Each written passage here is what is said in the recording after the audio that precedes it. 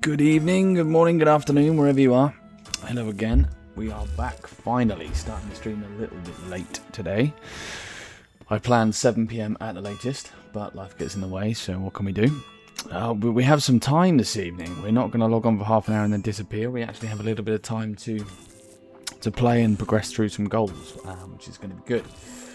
So, the only couple of bits I did since my quick update yesterday was we got to 40 mining.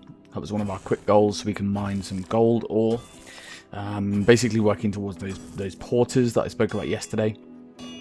So we want to try and unlock porters for the account, so that when we're doing some of our kind of more AFK stuff, we can use these porters and they will transfer stuff to the bank for us, which is going to be super handy.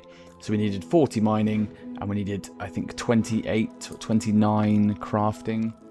I also realised yesterday, which I'm just going to change now, is that one of my menus, sort of like the quests and stuff, you can't actually see it because it was behind my camera. So I can't remember what it's called, but we're just going to try and find that quickly. So the dungeoneering map you don't need to see. Game dialogue will be visible. Game interface. Where is it? Loot. You'll be able to see. I'll make sure nothing's hidden behind the camera. My face blocking out the stuff we can see. So maybe I can just change it here. Ah, I can literally just drag it across. Okay, cool. So I'll talk through some of this stuff in a little while. And I'm just going to finish smithing these while I'm chatting. Yeah, so as we said about crafting. So crafting, we needed an unlock for the emerald necklaces, which was 29. So we got that. We literally just went to Al-Kharid, like I said before, and mined up a load of sapphires, emeralds, rubies, cut everything. We ended up dropping a lot of the sapphires to save some banking runs until we got... So we used that to get to 40 mining, and then we banked a load of emeralds and cut them, which is why we got further ahead of our 29 goal. And then I went and mined some gold ore, which was actually difficult because we had a terrible pickaxe. We're still using a, I think, steel pickaxe. So there's a shop in Lumbridge down... Why is this map so bad? So it's down here. It's Bob's Axes. And you can buy pickaxes from him, but they only go up to a certain level.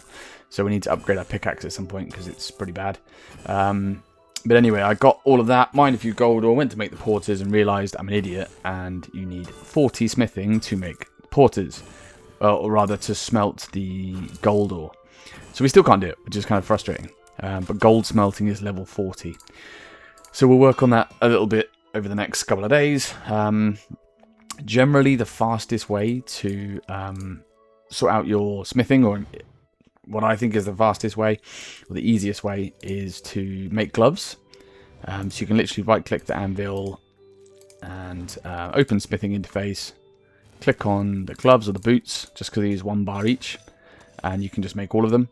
And then once you're finished doing that, you can do the +1 version, which will use the gloves you currently have and 1 extra bar. It gives you the same amount of XP. And then the +2 one will actually use 2 bars and give you double the XP. And it's the same crafting time, so it's actually faster XP.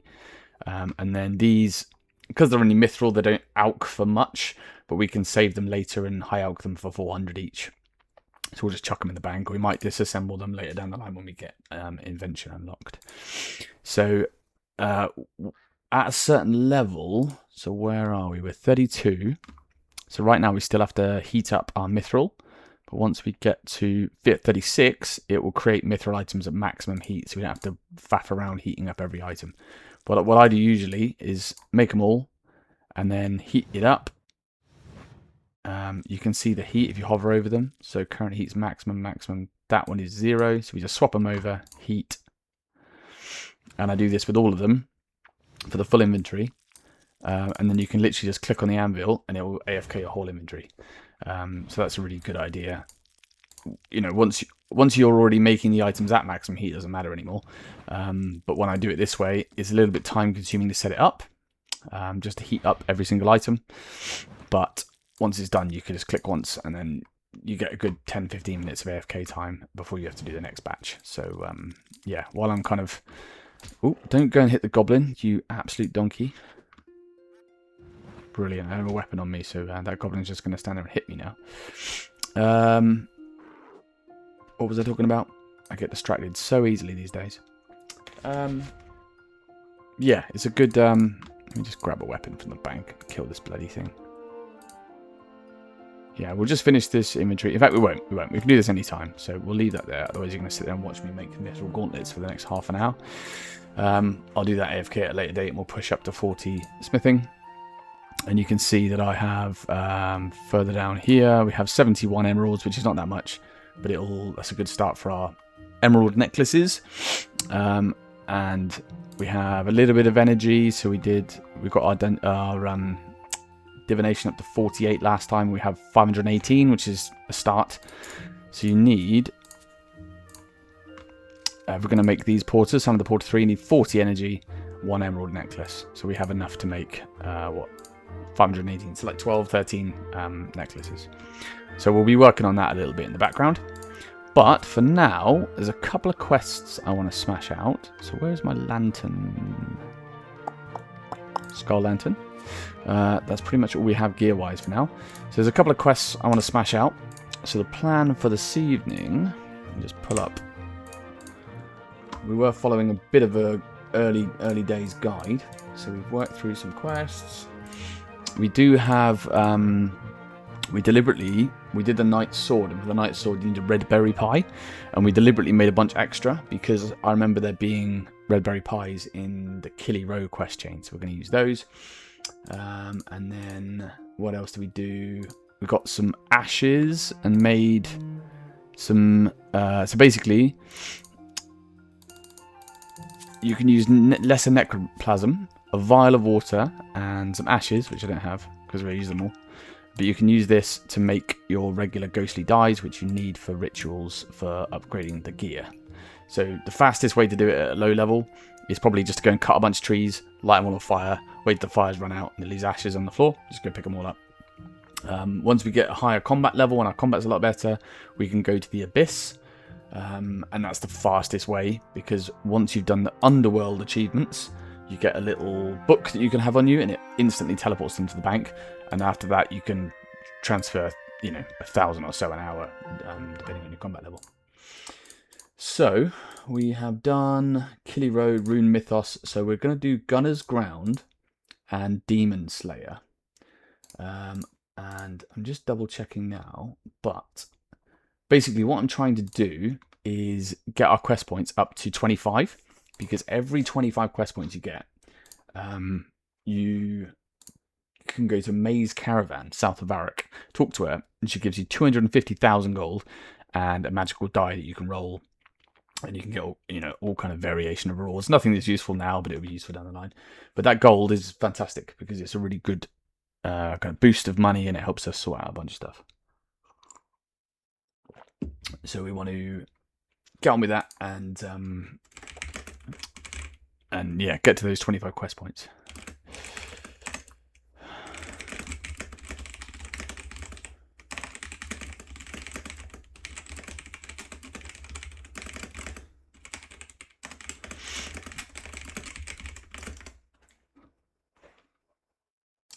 Cool. So the easiest way to do that is Gunner's Ground, because that gives 5 quest points, which is a lot and it's quite quick. And then we'll do Demon Slayer, because it gives another 3 quest points and gives us a couple of lamps and stuff as well, I think, which is quite handy. So Gunner's Ground, we don't really need anything for that. So we're going to go to the Barbarian Village first. I might grab a little bit of food because I can't remember if we fight anything. Just take a few lobsters with us. And then we will take our necromancy runes and our ectoplasm, just in case we have to fight anything. So I've got Conjure Skeleton Warrior, which requires ectoplasm on you, so I'll take those with us. Don't really need spirit runes, but meh. So we're going to go to the Barbarian Village, which is over this way. So Falador is probably the closest. Yeah, that'll do. And we are going to go and do this one.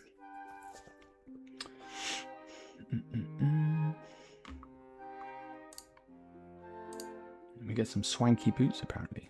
What do swanky boots do? Nothing particular. Just be swanky. Why didn't that teleport? Where are we going? Falador. Cool.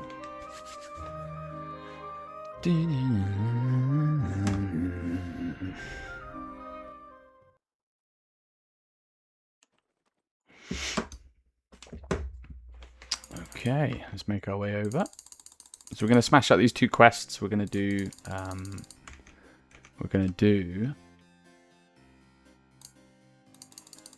Gunner's Ground, and then we are going to do Demon Slayer, and that will give us some nice starting cash, which will be super handy. And then we did plan to do New Foundations. There are 2 reasons why I haven't started that. It's New Foundations unlocks Fort for Int 3. Fort for Int 3 is friggin' awesome for skilling, for all kinds of different stuff. But you need a lot of money, or some money at least, to buy some of the materials for building Fort for Int 3. And we have like 9k, so we've got nothing right now, really. So getting that 250k from May for the 25 quest points is going to help us out a lot. So we need to kind of do those 2 quests before we can start that. And I'm not going to do the Fort for Int 3 stuff on stream because it's like 2 hours probably of just right-clicking walls, which is really boring. So I'll do that a bit later date. So we're pretty much going to get straight on with progressing through the necromancy, upgrading some of the gear, and that kind of thing. Cool, so this is Durararan. My damn dog has popped in and needs the toilet. You haven't learned how to open the door yourself yet, mate.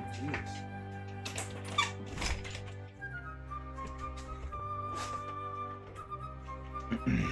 Join me on stream in a minute. Right, so this is the chap we need. We're going to speak to him, for never did I eat a red berry pie. Oh, he's a poet. Okay. Yes. Oh, I see. I think he's a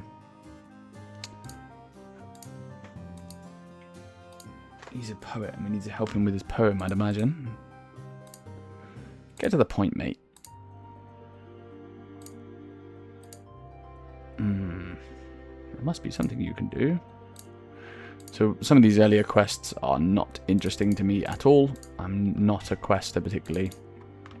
So we're just going to turbo through them. We are using a guide on the wiki, which is, yeah, it's really my advice, because otherwise you'll be running around forever. But each of their own. So we have a scroll containing a love poem. We need to go to Edgeville and talk to a chap over there. Where's Edgeville? I'm going mad. Oh, we haven't got the lodestone for Edgeville. Jesus. Oh, we're literally right south of Edgeville. I'm disorientated. Okay, fine. We can run up to Edgeville.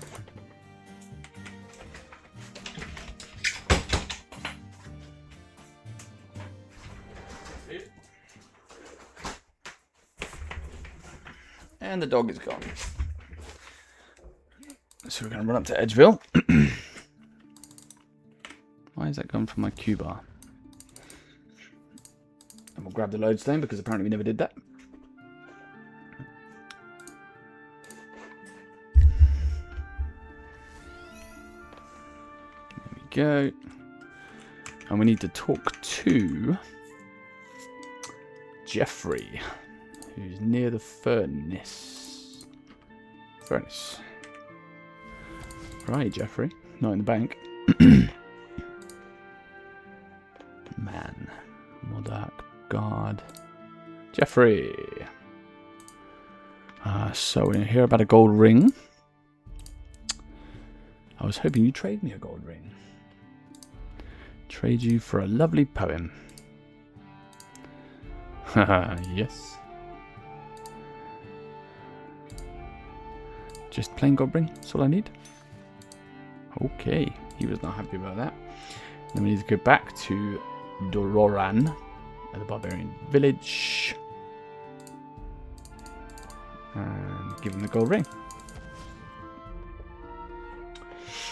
And then after that we're going to engrave it. And yeah, he's presumably going to go and propose to somebody. But it's a good quest because it gives us 5 quest points, which is nice. It's a quick one, which is good. Yes, I bought you a ring. There you go. And an ordinary gold ring won't work, unfortunately. So, what do you want me to engrave?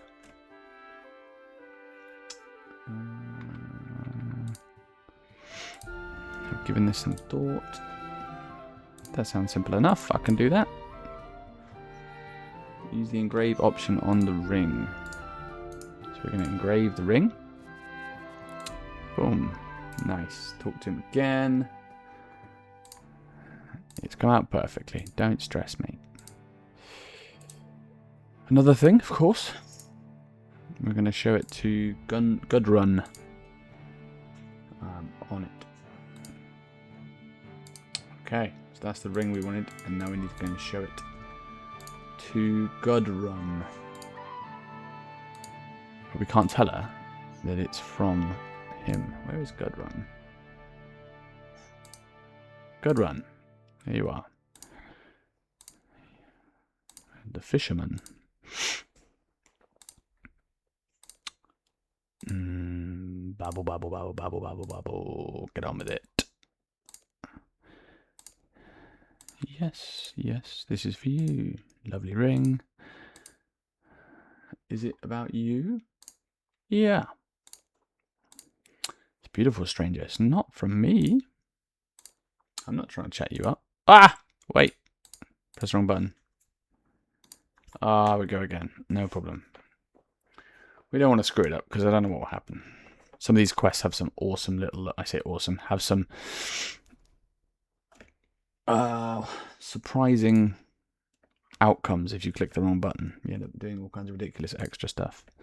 So the ring's not from me. It's from a great poet. So the chieftain will never let the guy marry her. So do you want me to talk to your father? Yeah, talk to him rather than kill him. I think that's going to work a little bit better. I'll see what I can do. And then we're going to go to the long hall because her dad is the chieftain. And we're going to convince him it's a good idea. Chieftain Gunthor. Begone, you are not welcome here. I need to speak to you, chieftain. Make it short, no problem. We want you to marry a dwarf who is a poet. You're barbarians. Please wait a moment.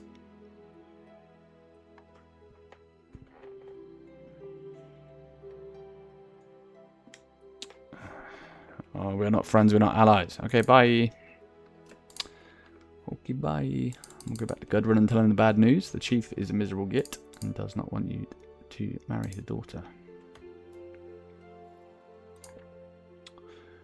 Speak again.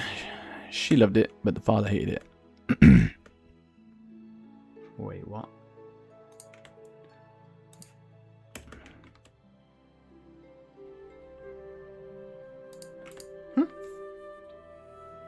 Oh, Gudrun. I need to talk to Gudrun. Not this guy. Gudrun. What did he say? What should we do now? There we go. So we'll go back and talk to this guy now. And he's going to write a poem. We're going to help him. There's a problem. No, she liked the ring. She liked it, but her father's a psychopath. Well, not really, but... What are we going to do?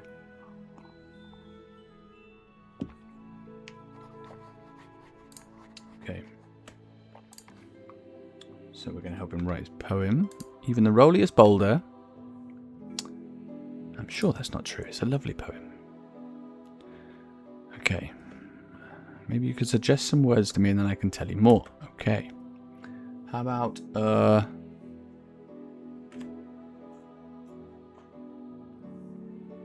any option? Barbarian. Oh, I see. So stray. Okay. And then any option, dungeoneering. And then we want threat. These beautiful people who made these guides. These beautiful people. How long would it take to go through and guess every single one of these? Swept to war. Brilliant. You're very welcome. Thank whoever made this on the wiki. And then we're going to give this poem that he's written, which is very nice. Let's have a read of it. Let's see. Our people dwelt on mountains steeped in lore, a mighty tribe as harsh as any beast, who then, in face of madness, swept to war, the warlord Gunnar leading to the east.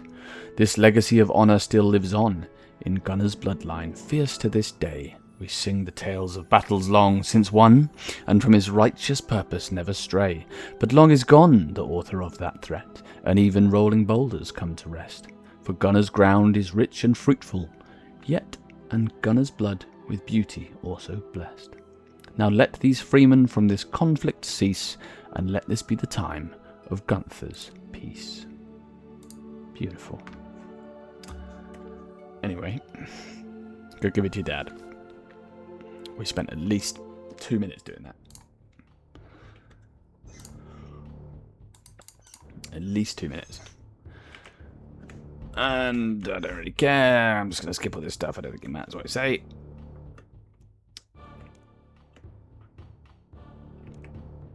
Now's your chance to find out. Go and find out if it worked. For Gunnar. For Gunther. Yeah. Okay.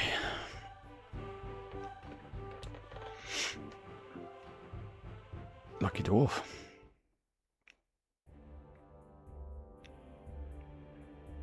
Yay. Hallelujah. We're done. Okay, good. I'll see you soon. Goodbye. Ta-da! Lovely job. Okay, fine. 5 quest points. We're up to 24. We just need one more. But we also have a nice antique lamp, which we will chuck into... What am I going to chuck it into? How much XP is it? 200. Well, I hate woodcutting. Prayer. Prayer is really useful. Let's do prayer. It's only 200 XP anyway, who cares?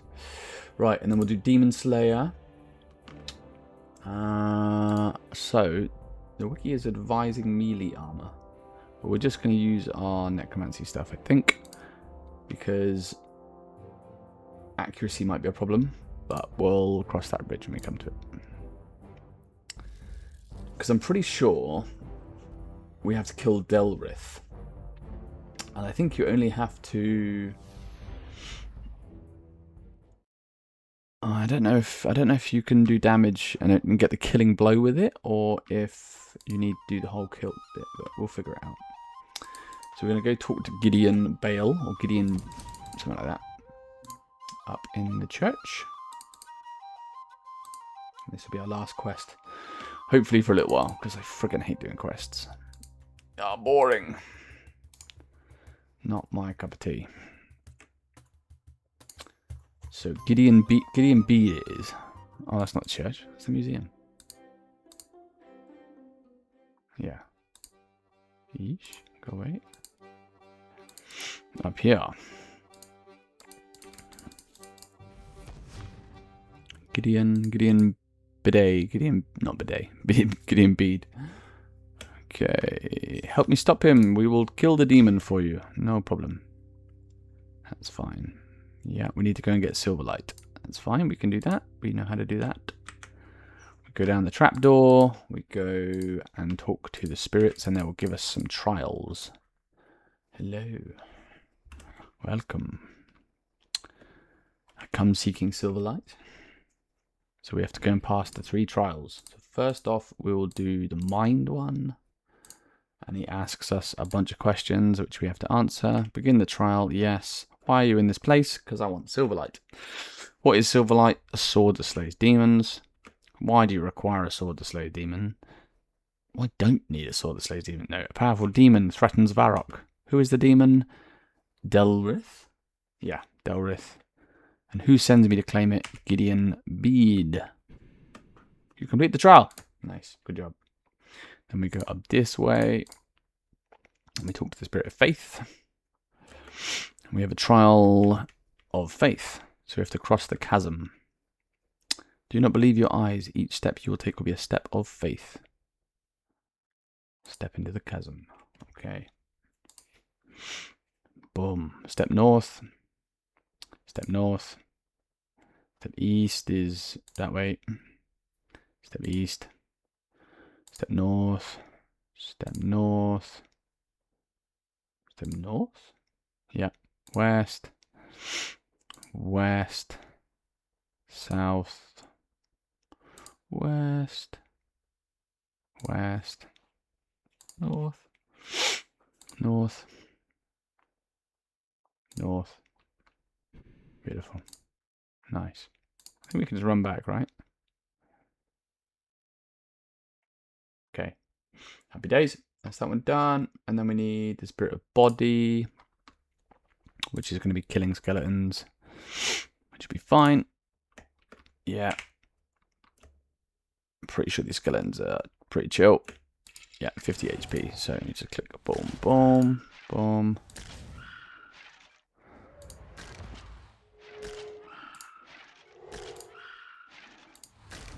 The power of necromancy. Not that this is a hard quest anyway. Pow! That's it. Job done. Trials are done. So now we need to talk to these guys and grab Silverlight. You passed all the trials. You're awesome. Beautiful. Take that. Thank you. Very kind. Silverlight.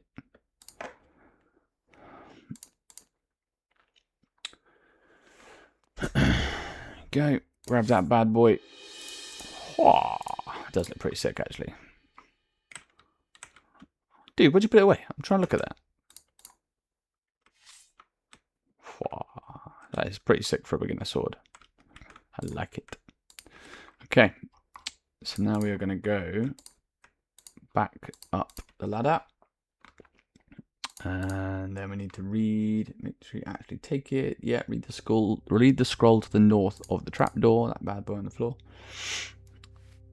I've located death, blah, blah, blah. Look for trouble, I'm going to meet you there. Okay, and then we need to go talk to the Aubrey's Rune Shop dude. Head south to Aubrey's Rune Shop. And then south of the shop is a trapdoor. Oh, yeah. Okay, I'm with you. So there's a little trapdoor just outside. And we are, yeah, giant blue square. Love these blue squares. So we'll climb down there. And we have to whack the guy. Hopefully he doesn't do too much damage. Make your way to the large room. Oh yeah, we got to kill these cultists. Yeah, so for this we can just use necromancy, because it's going to be way faster. Boom! Yeah, we'll take that. 200 health, 200 health. We'll take that. Don't think we need it, but...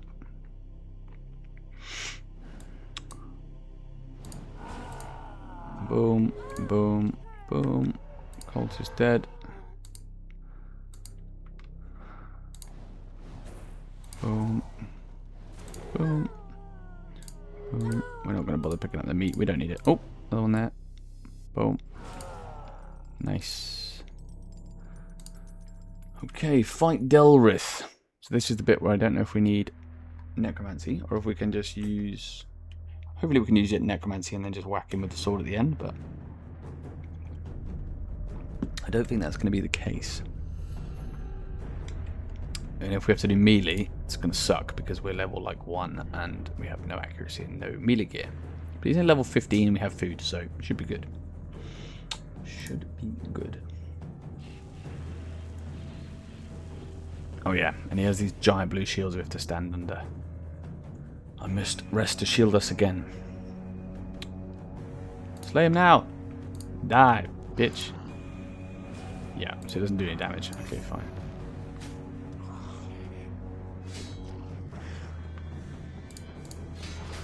I'm gonna kill him slow. That's fine. Slowly, slowly. Charging another attack.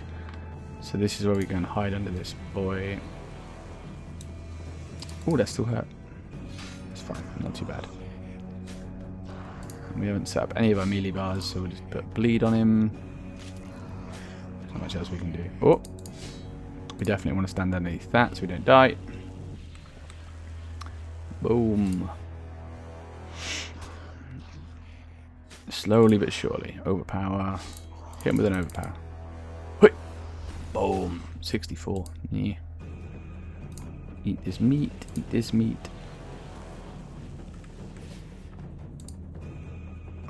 Plenty of food. We'll be fine. One more. Wow, the guys have done it. Gone it, right? Oh, wait a second. Wait a second. Wait a second. Woo! Bro, he's on 1 health. Why didn't he die? Yeah, there we go. Okay. That was close. Well done, hero. Another quest done. Nice. Beautiful. That is Demon Slayer done. We get a combat XP lamp, which we're going to chuck into ranged. Probably my least favorite. Combat XP, ranged. Combat XP, ranged. Because I'm probably my least favorite combat style. Level 5, and then we have a tier 6 wand and an offhand. It's not particularly useful right now, but that's fine. More importantly than anything else, we have more than 25 quest points. So we can go and claim from May and get a big stock of gold. Hallelujah.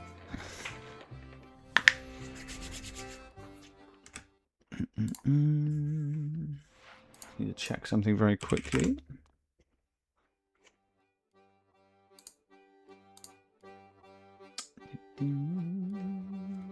Hallelujah.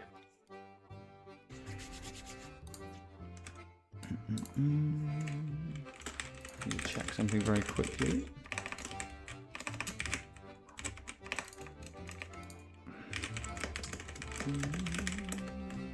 Hallelujah.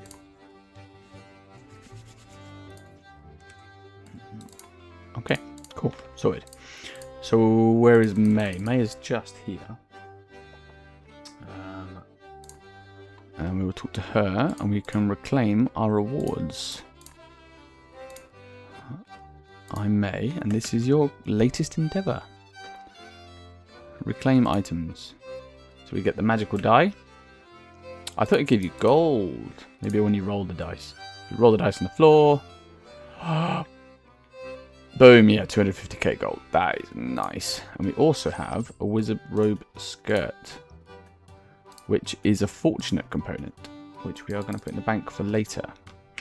Because fortunate components can be awesome. So then, what we'll do is pop up to Fort Forint 3 very quickly, because we need to buy some limestone bricks for the quest. But I think you have to do it over a couple of days, because I think the stock he has is not very much. Let's pop that on. Put silver light in the bank, we don't need that. We've got our gold. Okay, fine. Lovely job. So yeah, we'll run up there, and we need, let's have a quick look. We need, so it's New Foundations is the quest that we would be doing. We're not actually going to start it, but we need,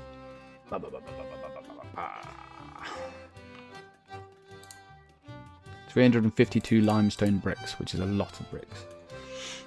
And I think you can only buy 250 a day. So we'll pop in and pick the first lot up today, and then tomorrow we'll have enough to actually do all the quests. And yeah, I think we also need a whole bunch of wooden frames and planks and all kinds of stuff. So it's going to take us a while to grind that out. But we'll do that. We'll do that off stream because it's not going to be interesting. Standing there and cutting trees. We'll pop up and grab these. Because the lodestone's really nice as well. It'll be handy to have that, but we can't unlock the lodestone here until we've done the introductory quest line. So I did pick up the quest, but I just haven't done it yet. So the lodestone's literally just here. So we're not going to do that for now. But I think we can still trade. Ah, can we not trade the guy yet?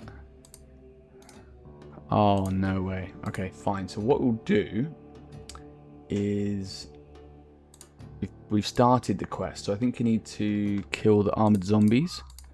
So if we click continue, it looks like the place is overrun with zombies. Yeah, I thought so. So I think we need to kill the zombies to get to Bill. So we'll just kill these zombies quickly. And then once we've done this, Bill will spawn, and then we can trade him.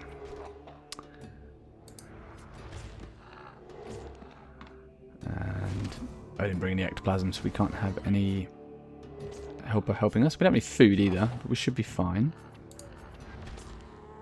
We might end up running a little bit, so we don't get stacked up on.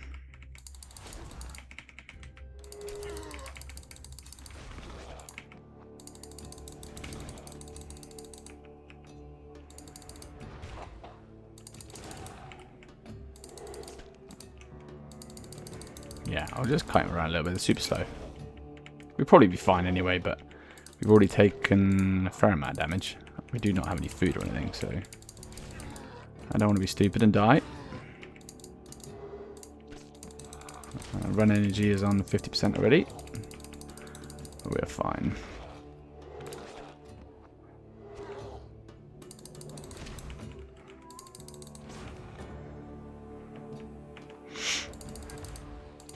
Easy. A couple left. Nice.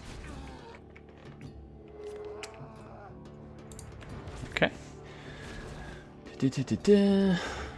we need to kill the armored zombies, and then I think Bill will spawn north of the well in a second. Might be in this building, actually. I think he is. Hello, Bill. How we doing? A bit of zombie juice on your face. Yeah, thanks, mate. So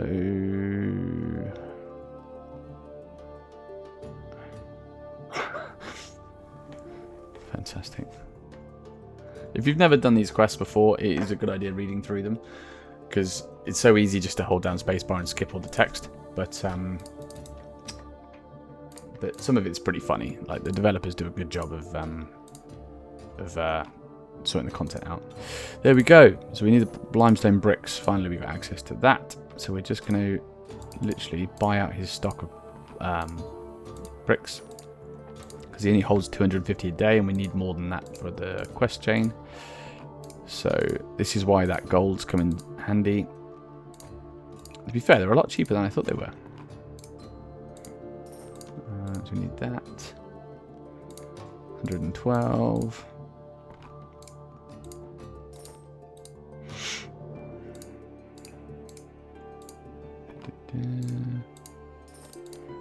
Almost there. And then we'll come back tomorrow and buy the rest, the last 80 odd we needed. And that means we can crack on with the quest. But again, we'll do it. I'll do it at my own time. I won't be doing it on stream because it's boring to watch, and especially if you've done it before. So we buy these. Is that done? And while we're here, instead of making all of our own planks, we can actually buy them from him, which I didn't realise. We need 20 regular planks. Buy all those. So that's 2k done. And we need wooden frames as well. We need 96 regular planks for that. So we're still going to have to grind out a fair amount. Let's just buy the logs as well. It's 80 gold. We'll chuck it in there. Give us a head start. Can you turn them into planks for me? 100 each. Can't we just make them? I'm pretty sure we can just make them right here. Process planks, right? Yeah, we can just make them. So we'll make them later. So we have 40 and we need like 116, I think, altogether. So we'll have to go and cut a bunch of trees and do some more of that later. We've got 39 already. So yeah, we'll grind out the last 80 odd logs tomorrow and make the planks. Buy the last of the limestone bricks. And we'll sort it out tomorrow. That's fine. That's that done. Lovely job. We'll build the lodestone and everything tomorrow. And then once you've done the introductory quest line, you can build the town hall. So the town hall is this building over here. And then all the time you're offline, or all the time you're skilling inside the actual fort itself, you gain rested XP. And you can use that with the guy called Asta in here.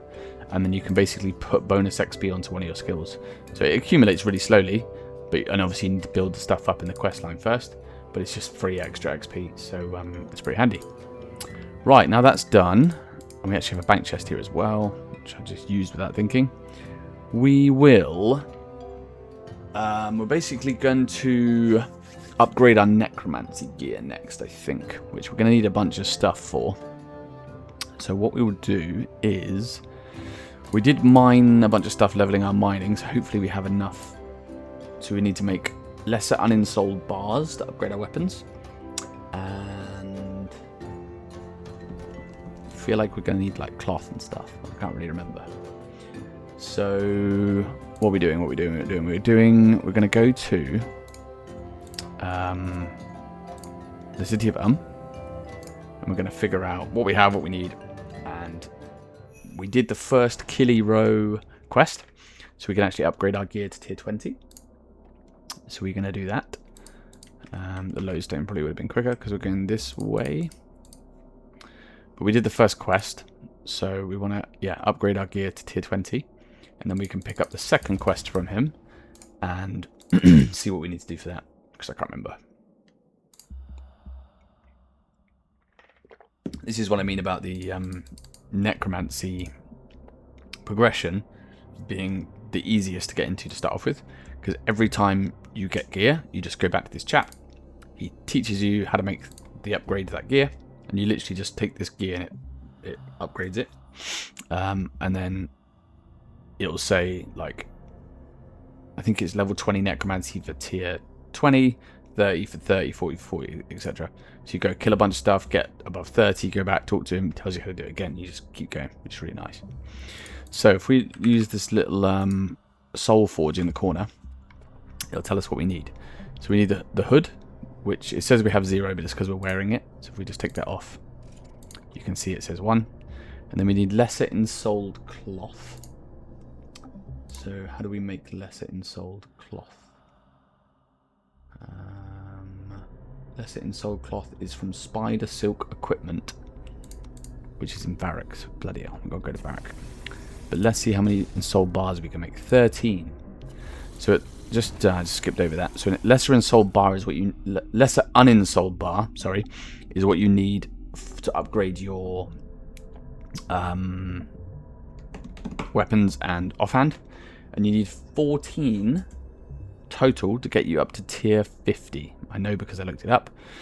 So we need 14 bronze bars, 14 iron bars, 14 steel bars. We need one more iron bar. So we're going to make one iron bar. Right? Because I'd rather just do this all in one go so I don't have to worry about it at a later date. And we need 14 lesser uninsoled bars. And then once you've made these uninsoled bars, you take them over to the ritual circle. And you perform a ritual on them, and it makes them become into insoled bar. And then this is what you're using that insoled bar to upgrade all your weapons and gear. So I would probably recommend, again, it's entirely up to you. You can do one at a time if you like. But if you just look it up online, it's 14 lesser insoled bars and 28 cloth, 10 thread. And that will get you up to tier 50. So as a time-saving exercise, I'll just do it all in one go. So I can just go to the ritual site, do everything in one go, job done. So we've got our 14 bars. We need, we'll go to Varrock, there, and we'll get our Spider Silk Equipment. So with Spider Silk Equipment, you can do a ritual on it, and it turns it into ensouled cloth. So the bars are for the weapons and offhand, and then the cloth and the thread are going to be from for the actual gear. So we need spider silk equipment and the shop locations. I think it's just in here. Can we buy it in here? No, that's weapons. Oh, this is a sword shop. And the armor shop's the next one up. So we're in here. I'm pretty sure it's just, that's costumes. Ah, this one? Yeah, so we need, how many thread did I say? I think I said 10. So buy 10 thread. Boom. And then we need spider silk equipment. This is not the right place. Spider silk equipment. So where is, I think the gloves are the cheapest. Shop locations. I'm just on the wiki right now. Ah, it's up here. So there's a staff shop up here. One thing you'll notice if you haven't played RuneScape before and you're just starting out, you will live on the wiki. And Zaf? Yes, Zaf. That's what I'm talking about. Okay, so we need, how many? Quite a lot. We need 28. 28. So we'll buy 10 gloves, 10 boots. And then we'll buy, they're the cheapest. I think hoods are going to be, we could just world swap to save us some money. You can just hop worlds and it should replenish the stock. So our clan world is 72, so we'll go to 72. So you might notice, if you've played the game before, that I'm in a guest clan chat. It's because our clan's pretty full at the moment. So we have, my main is in the main clan, and then, oh, it doesn't replenish the stock. No way. Okay, fine. So we'll just buy 8 of these. Oh, no way. Duh. I've only got 28 inventory slots. Let's pop to the bank. I'll buy one more. Yeah, so I'm only in as a guest at the moment because, as you can imagine, loads of people make ults and never play them again. So it's just a normal thing they do until you get to skill level 1,000, total skill of 1,000, I think, and then you can just join normally. Ideal. So we'll buy one more of those and then job done. So the only things we'll need is, we basically need ritual supplies now. And the main thing will be basic ghostly ink. So we're going to need basic ghostly ink. We have 24 because that's what we made from the ashes, and we need 53 in total, which is a lot more. So what's the fastest way? It doesn't cutting trees down. So I think we just go cut down. How many do we need? Let's do this properly. So we have vials of water, I think. Yeah, we have vials of water. We need to sort out lesser necroplasm. And we need to sort out ashes. So basic ghostly ink. We need 53 to insult everything. We have 24. So we need, why is my math so bad? 29. 29 ashes. Slightly more than a full inventory. Okay. I'll tell you what we'll do. We have a load of logs in the bank already. Save a bit of time. Save a bit of time. And just burn what we have. So the fastest way, really, unless there is a place just west of Port Sarim. If you go to Port Sarim Lodestone, go west and up a tiny bit. There's some mages there, and they drop your. There's an earth mage, a fire mage, a water mage, and another one, and they basically drop the talismans for rune crafting. And they also drop ashes guaranteed on death, but it's only 1 per kill. And then you have to wait for them to respawn a world hop or whatever else. So I think the fastest way is literally just to make a load of fires and pick up the ashes. Obviously, if you're not an Iron Man, just go and buy them, because they're like 200 each on the GE. It's super fast. But we are an Iron Man, and we don't have much choice. So we have to collect all this stuff ourselves. We gain some fire making XP as well. Why not?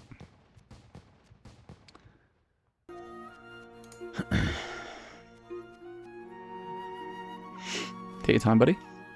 You just lit friggin' 12. You've forgotten how to do it? Jeez. Ah, you remembered. Nice. So once that first one turns to ashes, we'll go back and start lighting fires at the beginning, and we can start looting them as we go along. Which will probably be pretty soon. Okay, we'll go back over here. We are burning down Varrock.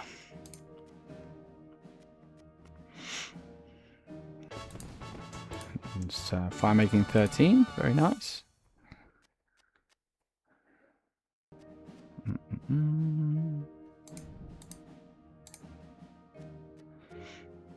These fires last way longer than I remember. Maybe we'll just light them quick. Boom, boom, boom. Okay. Oh, I think I just put a double down there. Yeah, I'm going to take those logs back. Ah, see the ashes are starting to come up now, which is nice.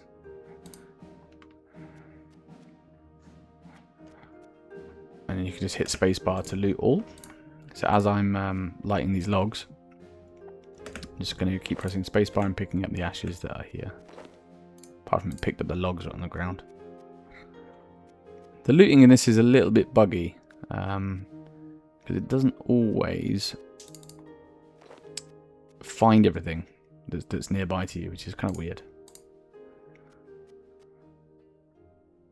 So while we're just waiting for the rest of these to go out, I'm just going to grab an extra 5 logs, I think. That's great. We've got 11 left. We'll just use them all. You can never have too many ashes. We're going to need more in the future. So we'll just grab those. And we'll light these logs here. Come on, brother. Let's finish this up. Thank you. So you can see it's only there, but it's not close enough to pop up in our loot window. Grab those 2. That one.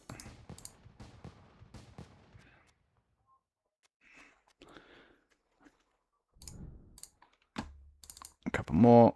So what are these on the GE? These are... Oh, they're 1,000 each on the GE. It's actually more than I thought. So it might be a good little...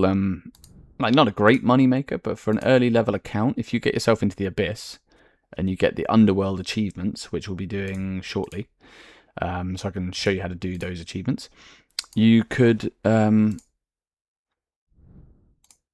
just... Yeah, you could grind out a whole bunch of ashes from the Abyss, because the mobs drop them guaranteed, and you can kill hundreds an hour with AoE abilities. You could actually just stockpile a whole bunch of these ashes and sell them if you have a normal account, which would be nice. So we'll chuck those in, and then we'll just pick up the last few ashes. Wait a minute or two for those to spawn. The beauty of an Ironman. Everything is difficult. Everything is time consuming. But I really like it. I think, even though it kind of feels a bit slow sometimes, having to do everything yourself means that when you do eventually get that unlock, you get that gear upgrade, it's not going anywhere, and you earned it. Like, you really earned it. Yes, it's not a question of popping to the GE, just buying whatever you need and carrying on. It's so easy to skip a ton of content when you just kind of skip through stuff by buying. So doing this, it feels the journey's a lot slower. Can be a little bit more grindy in areas, but everything is much more worth it.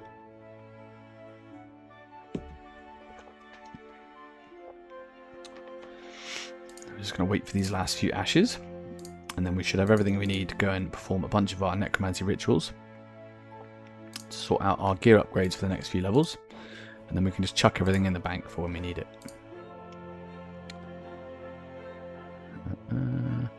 As you can imagine as well, as your fire making level goes up, you can set light fires faster, so this becomes a bit less monotonous. But I think this is the fastest way to get ashes at a lower level, rather than combat. So imagine we have kind of 40, 50, how many do we have? A full inventory plus, we've got like 40 ashes nearly, and it took us a few minutes. If we were killing for that at this level, it's a bit more painful. Just wait for the last one. Come on, fire, burn out, please. You're going to make me wait for you. There we go.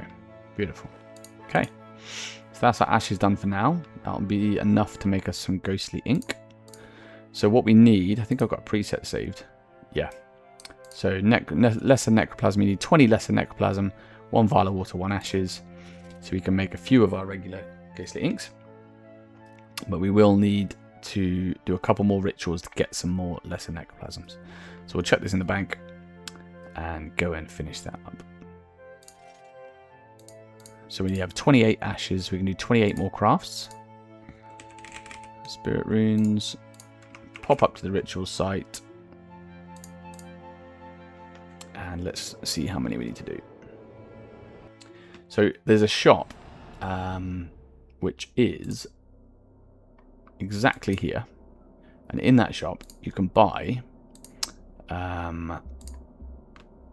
what's it called? Do I have any? I don't have any. Crap. Well, I'll show you then. So you can buy... I also realised we didn't pick up our bloody candles and stuff from the bank.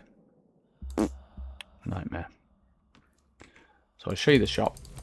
And you also you can collect free supplies from him daily.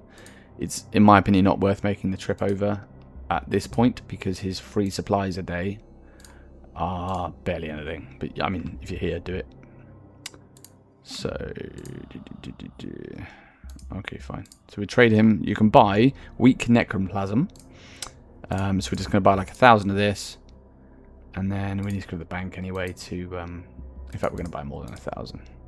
You can use this weak necroplasm, do a ritual on it, and then turn that into lesser necroplasm, which is what you need for the inks and stuff.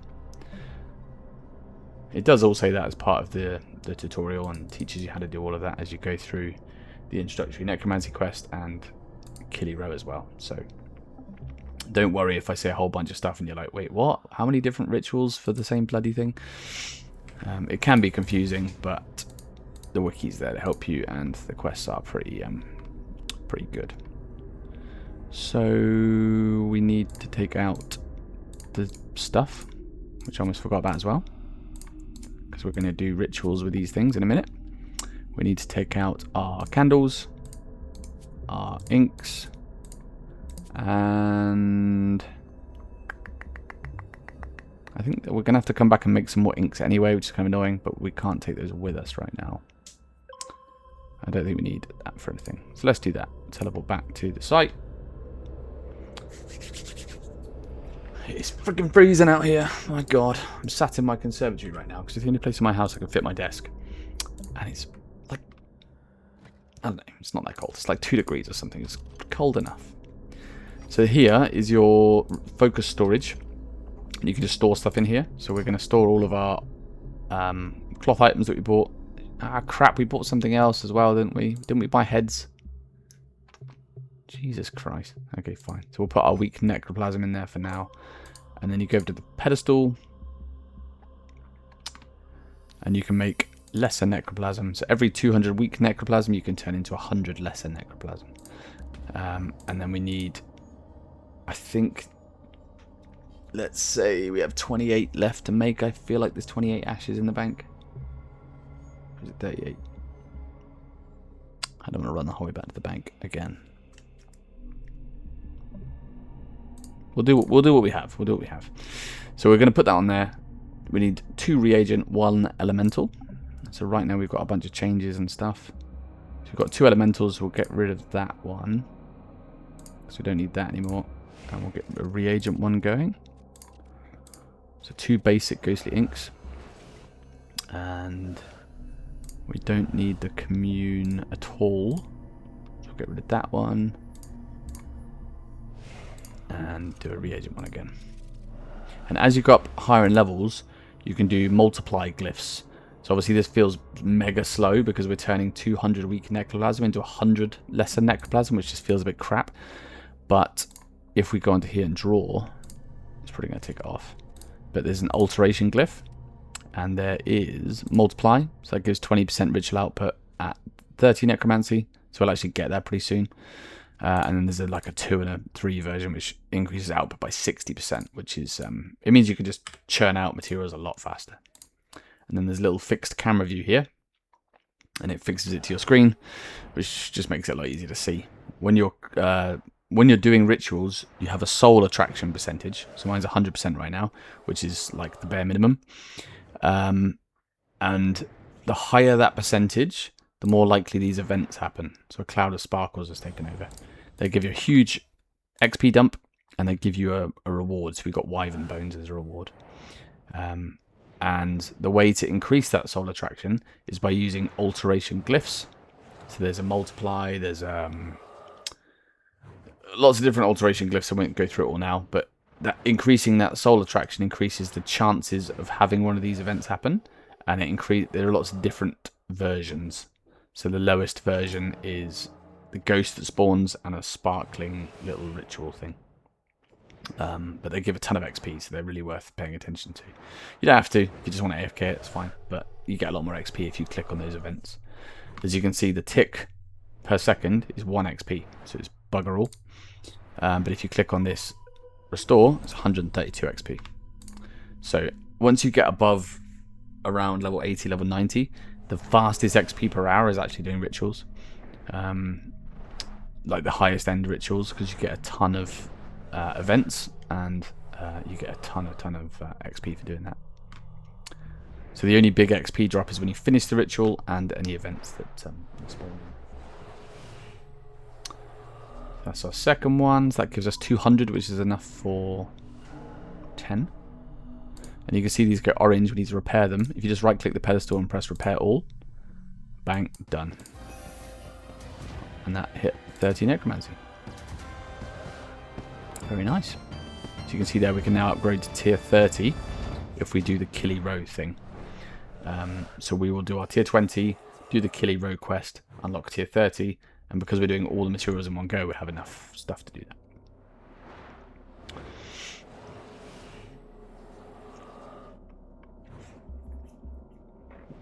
So we'll grind out a bunch of these until we run out of our necroplasm. Don't know how many we need, but to be honest, we're going to need it in the future anyway, so even if we go a bit overboard. This is our third ritual, so that'll give us 300, which is enough for 15 ashes. So we'll probably do like 8 total. And that should be enough to tide us over for now. There's lots of parts of this game, especially early on, where you have to grind out these things to have better unlocks, but it's worth doing. What I generally try and do is, it's harder on a new account because you're so limited by what you're able to do. But especially on my main, I have like a list of stuff like this that I have as my AFK stuff to do. So that when I'm playing the game properly, I don't have to sit and do this. I can do something engaging that I want to do. And then when I'm chilling with the wife watching a movie, well, when we're watching a movie, we're actually together and I don't play on my phone at all. But you know what I mean? When you have some downtime where you're kind of half paying attention to watching a Netflix video on your PC or whatever else, you've got like a little kind of to-do list or little mini goals that are more AFK. And you can just smash out a bunch of these unlocks. Especially on an Iron Man, you could grind out a whole bunch of ectoplasm for the future. Rather than what I consider wasting your time when you're actually trying to play the game, doing this stuff. Because it's not the most engaging. For me personally. My life is so busy that when I get time to play games, I want to play them. So this is a little bit against what I normally do. But we want to make progress, so we're going to do it. Normally, I would be PVMing on my main, or if I was really, really tired, I'd be doing some clue scrolls and stuff. Clue scrolls are a little bit more boring, but the PVMing side of stuff is really engaging, and like hunting those rare drops and getting Shard of Genesis drops worth like 1.2 bill, and like that's exhilarating for me. I've only killed the boss 20 odd times, so it's still fun and engaging to do. So we'll just finish our last couples. Oh, it says down here, so we have 800 a week necroplasm. That's left of what we bought. So yeah, so we'll burn through that, get rid of that, and then we'll check how much lesser we have. Go back, make the inks that we need, grab the spider silk stuff we forgot left in the bank, and then we'll come and finish our rituals and upgrade our gear. Just gonna repair those ones. There is actually an option in the settings, which is, what is it, like glyph? Yeah, so repair only highlighted ritual components. So what you can do is if you In fact, have I untoggled that? I can't remember exactly where it is, but there's an option to repair everything, regardless of its durability. Although it's the most expensive way to do it on the first time you do it, once you do it once and you repair everything at the same time, you don't have stuff losing durability at different times. So you have to keep running backwards and forwards and fixing stuff. It'll fix everything at once, and then it'll all expire at once. So it's obviously a faster way to do it. So we have 400 left. We have enough left for 2 more. And then what we may do, because I haven't eaten today, is go and get some food in a minute while we grind out the rest of the rituals. And just chill and finish these and get a couple of nice gear upgrades. And once we're in tier 30, it's going to feel a lot nicer. So right now our damage is 96 with an accuracy of 202, which is the baseline. And then we can see what a couple of upgrades brings us. And this little, I'm not going to call it a series because we're not doing like episode 1, episode 2, episode 3. But as we progress along in this little journey of ours, it will get a lot more interesting, a lot more exciting. We've got some big goals coming up. So, you know, grinding out a fire cape, which, you know, some people struggle with. I think it is a lot easier in RuneScape 3 than it is in old school RuneScape. But that might be a bit more interesting. We're going to go for our Zuck cape. We're going to do some, you know, bigger PVM grinds, complete some boss logs, so some more kind of adrenaline-filled stuff, and it's going to be adrenaline-filled on a hardcore Ironman. Because I'm like crapping it when I walk across White Wolf Mountain, let alone killing an actual boss. So, yeah, it's going to be some more interesting stuff coming up as we progress through the account. The main reason why I'm doing this even is if you're a new player, like this is more... This beginner part of me leveling this account is aimed towards newer players. So if you've never played this game before and you're thinking like, how the hell do I get into this? Hopefully you kind of watch along a little bit and be like, okay, that's how you kind of get into that, and you can kind of see it doesn't take that long. We've only been playing less, I'd say less than 20 hours. I don't know how much it actually is. It probably is a little bit more than that with some of the mining and stuff I've done on my phone. But getting to level 40 or level 50 in a skill is pretty fast. And because the XP is so exponential, there's a thing that, you know, that pops up when you hit level 92 that says you're halfway to 99. It's not actually true, like it is from a numbers perspective. From like a purely numbers basis, the amount of XP you have at level 92 is around 6.5 million probably, and then you need 13 million to hit 99. But obviously, it's not really halfway because you're earning way higher XP rates per hour at level 92 than you are at level 1. So, you know, you're way past the halfway point. But from a purely numerical basis, you're not. So, right, so we've got some necroplasm, which will be useful. Sorry, we've got some ectoplasm. And we've got our 1,000 of those. And then we're just going to leave the bones in here for now. We don't need those. We can take them out, actually, and pop them in our other chest. In case we want to do any rituals with them. And the mementos. So mementos are great for grinding out souls. So we'll need souls to unlock abilities in our talent tree. So we can have a quick look at that now because I'm curious. So this is the talent tree of like ability unlocks, which is another great thing about necromancy. With mage, with ranged, with melee, you need to get what they called codexes drop from certain bosses that unlock and upgrade your abilities. In necromancy, I believe all of the necromancy abilities are done through the Well of Souls, including Split Soul, which is incredible and useful for all combat styles. But you just progress your way through, and you don't have to go and kill, you know, particular hard end game bosses that you might be really uncomfortable fighting or you might not want to fight. You can just progress your way through the talent tree. So we got our Skeleton Warrior, and the next one we need to earn talent points. So we have a talent point to unlock that, but we do not meet when we have level 20 necromancy. But the requirements are we've unlocked Conjure Skeleton Warrior, yes. We have level 20 necromancy, yes. Access to tier 2 talents, no. And the reason why is that we need 50 vessel souls, and we only have 14. And you can do rituals called a lesser communion, and as you go up higher levels you can do higher level communions, and that's what the mementos are for. So you can see here it adds 6 or 8 souls. So if we did a handful of those, we'd have enough to unlock our Skeleton Warrior's special ability. This is like a little boost for him, and it increases his damage by 22 to 28%, and it lasts for 6 seconds, and he gets stacks that the longer the skeleton is alive, regardless of whether you have this ability or not, it increases the damage he does. So this is a nice little damage boost for you. So we only need 50 souls for that. It's super easy to get, and then it's 400 for level 3, and then after that it does ramp up really fast. And the top one is 35,000 souls, which I'm not going to lie is a grind, but obviously we're not getting 6 at a time or 8 at a time, we're getting hundreds because of all the unlocks we get along the way. So it's not as bad as it sounds. So we're just going to jump over to the lodestone, pop it in the bank, make our dies, grab our spider silk hoods, I think we left in the bank, and then once we've got all that, we can head back and finish insouling all of our materials, which is probably going to take a good half an hour of rituals. So it's not going to be the most engaging thing for us to do, but it's super important for our progression, so we are going to do that this evening.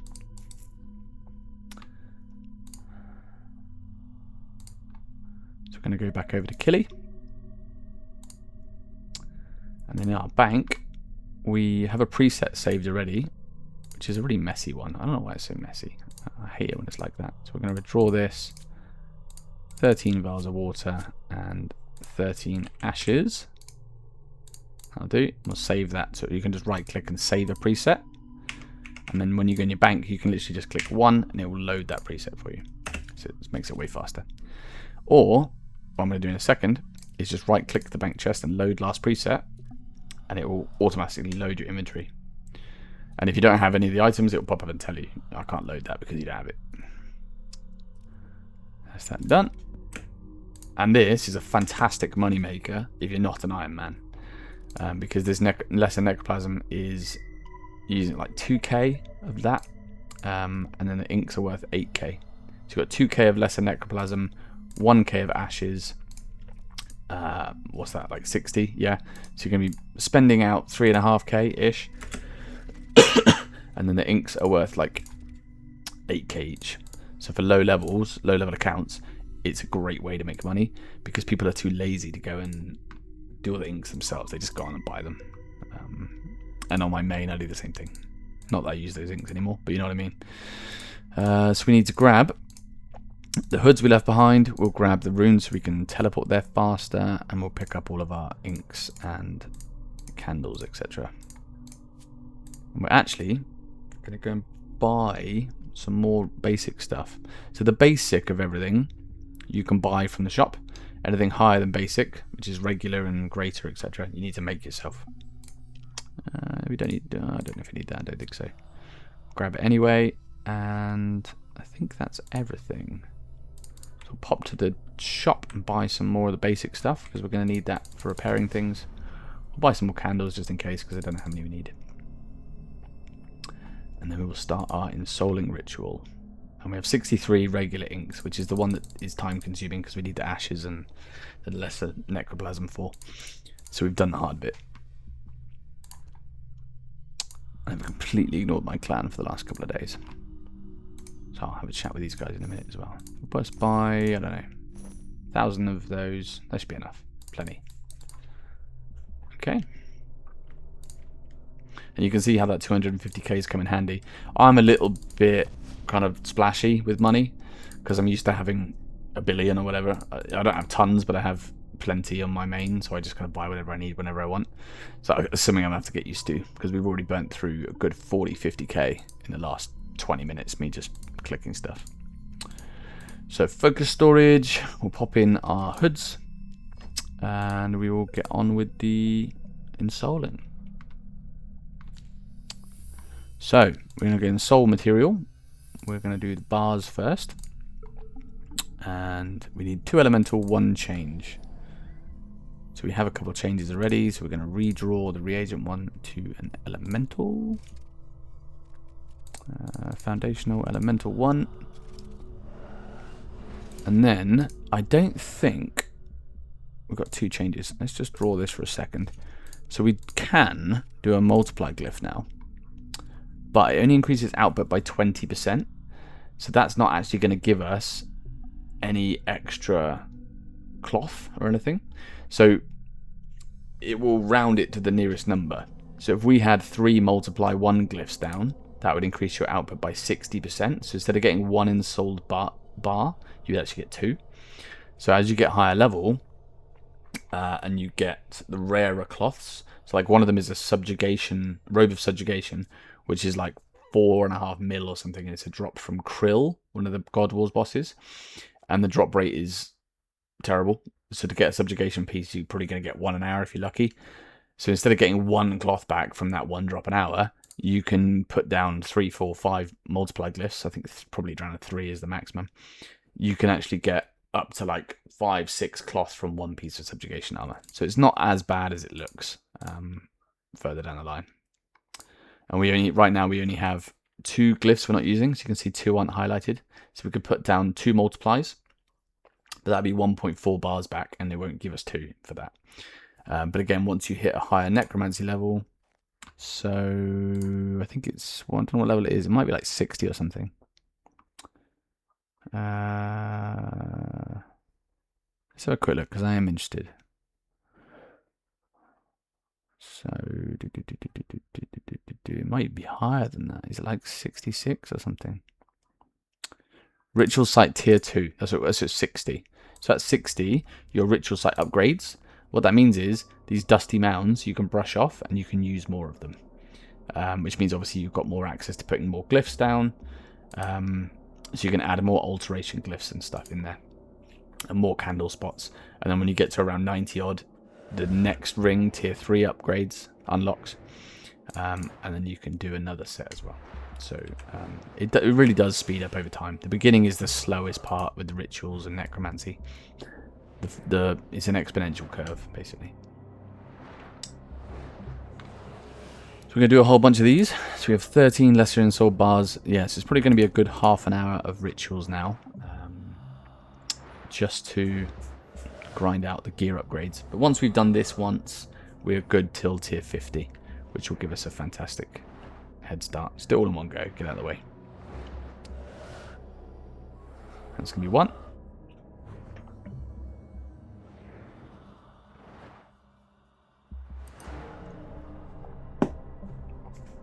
Nice and easy.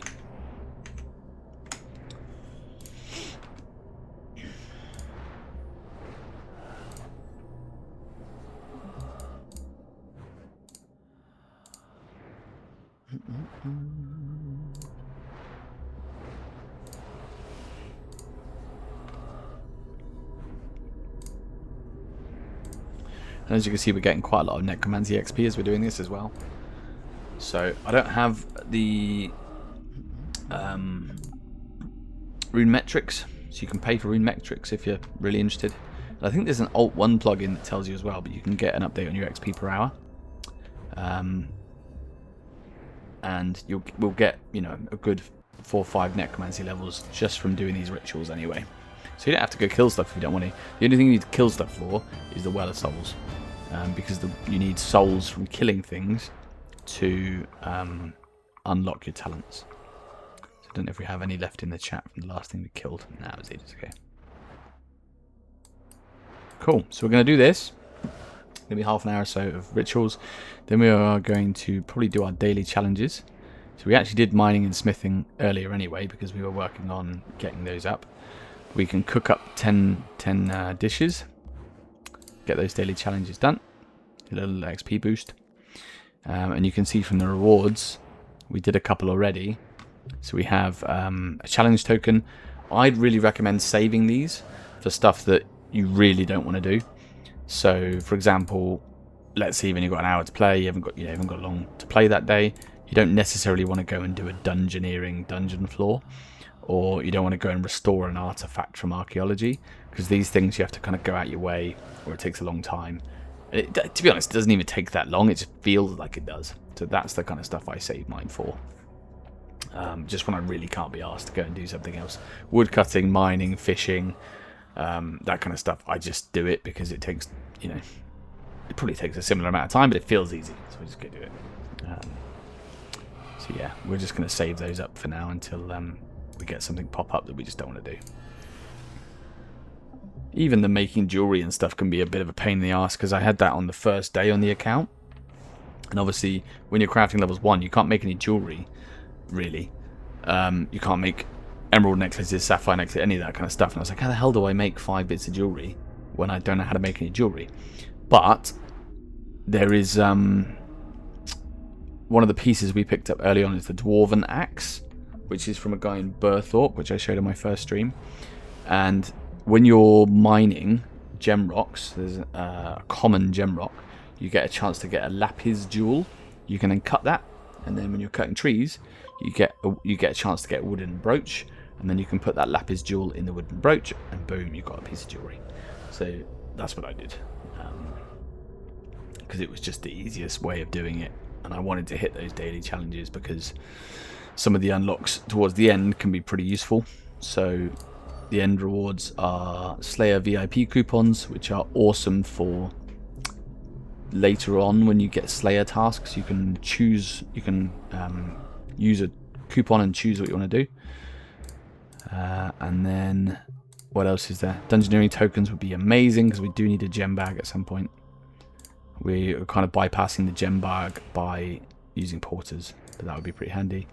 And then there's a distraction, diversion, reset token. So this is the kind of herby-werby stuff that we talked about, which is something you can only do once a week. So there are daily versions, weekly versions, monthly versions. I generally ignore all of them because I don't want to have to be stressing about logging in and doing a set thing every single day, because it just makes the game super boring for me.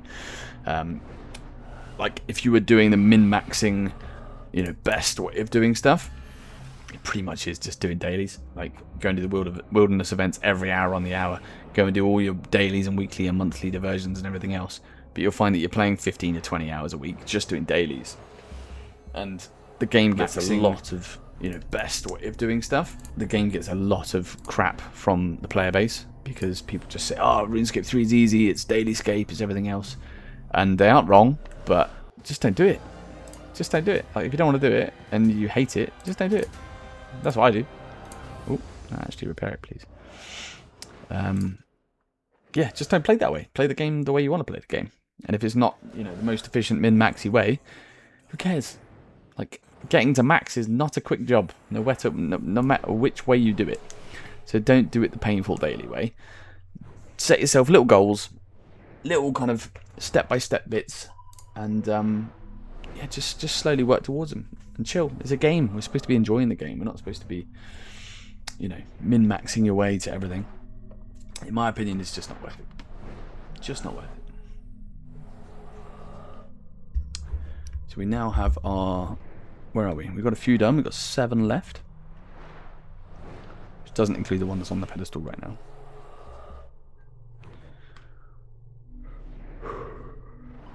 I said I'd be well rested today. I don't think there's any such thing. Oh, what am I doing? Can't remember the last time I was well rested. Hello, Battery. Thanks for popping in. Is that Squidward? I don't remember that guy's name. I know it's a SpongeBob thing because I took my son to the new SpongeBob movie recently. I absolutely hated it. It was awful. But he loved it, and that's what's important. So, you're saying boo, I'm not sure what that is. I love the different the emojis in this chat. I didn't even know that existed. Wandering Soul, I'll take that.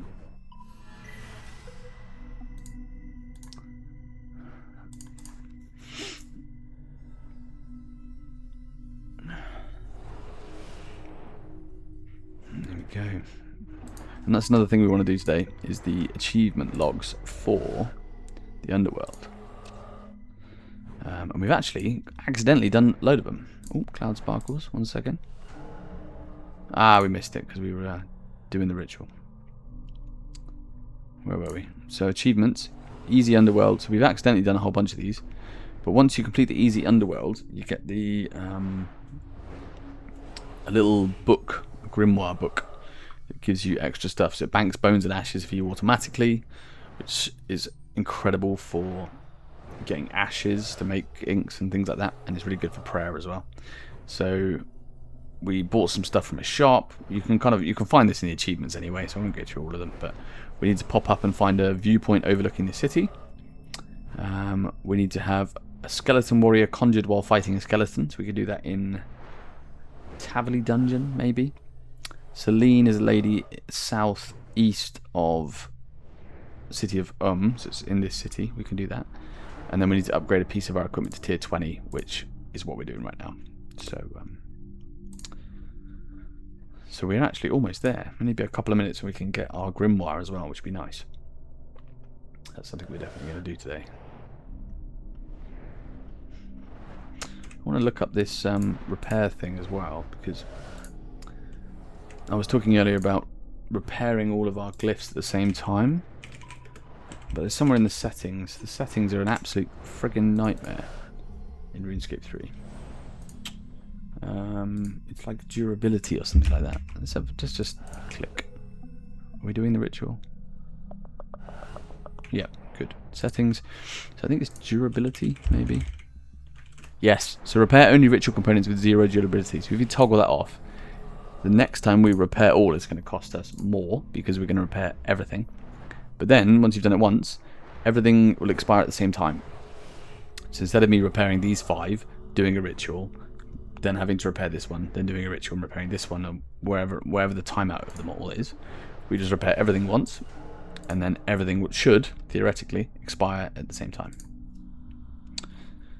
So you don't have to keep running backwards and forwards so many times.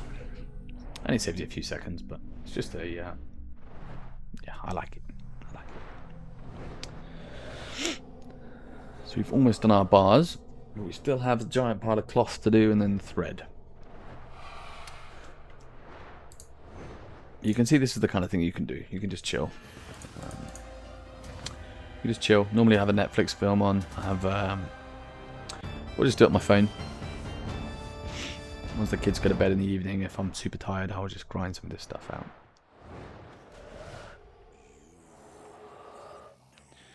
It depends how we get on, because it's a new account. Some of it can be a little bit boring, a little bit tedious to watch some of the progress. So if we do end up, without many people interested in this starter account, we'll swap back to the main, do some bossing. I can already feel myself getting a little bit twitchy, and I've only been playing an hour or so, but it's because we're starting this hardcore Ironman, and the beginning stuff is not super engaging, which is probably why the player base struggles so much. Because until you unlock Wars Retreat, until you start killing some PVM bosses, or you start doing some of the more interesting quests, because the early quests are pretty tedious, the game just feels kind of crap. I'm not going to lie. It's one of my favourite games that I play, but the early game can be a bit shit. So what we might end up doing, if there's not much interest and people are, as I said, a bit irritated or bored or find it tedious, we can grow this account in the background, get to a point where we're actually doing interesting stuff, like we're starting our PVM journey and killing bosses, doing Reaper tasks, where we're trying to, kill Zuck and get our Fire Cape, Zuck Cape. Stuff that's more challenging and a hell of a lot more scary on a hardcore Ironman. We could do that instead and just play the main on the stream. And as I said, this is more aimed towards newer players. So if there are any bosses people want to see me kill, we can go do some Raxi, we can do some hard mode Sanctum. We can do some Zamorak kills, and I can kind of do a talk through of what I'm doing, what my gear setup is. Like phase 7 of Zamorak people really struggle with, but there are some easy-ish, pretty easy rotations that you can use to get your first couple of kills. There's only so much that you can kind of learn from other people anyway, but I can give you a good introduction, and then once you get your first kill, you can then make, you get that little boost of confidence, and you can start making progress to higher enrages and go from there. So we can do some of that.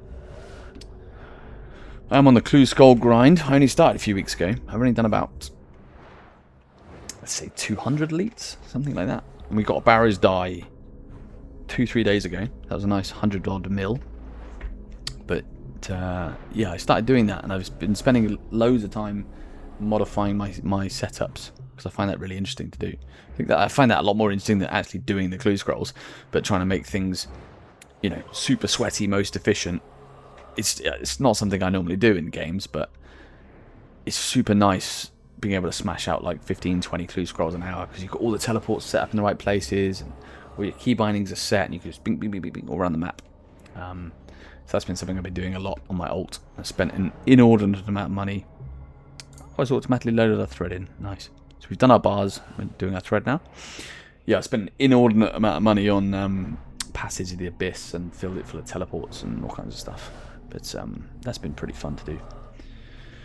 And then eventually, I will do the quest cape on the main. But we are nowhere near because I hate questing. I find it so boring. I think we've done probably just over half of the quests. But weirdly, I find it already more satisfying doing it on an Ironman. Because when I'm doing quests on the main, it's just go to the wiki, look up the requirements, go to the GE, buy all the requirements, go and follow a guide, and just don't pay any attention. And that's probably the worst way you can do the quests, because you don't read any of the lore, you don't follow the storyline, you just click, click, click, click, I have to do this, I have to do this, and that's not a good way to play a game, really. So I'm going to try very hard to not do that this time. Although if you've watched any of my streams so far, you can see how fast I click through quests. But it's because I've done those quests and I know what they are.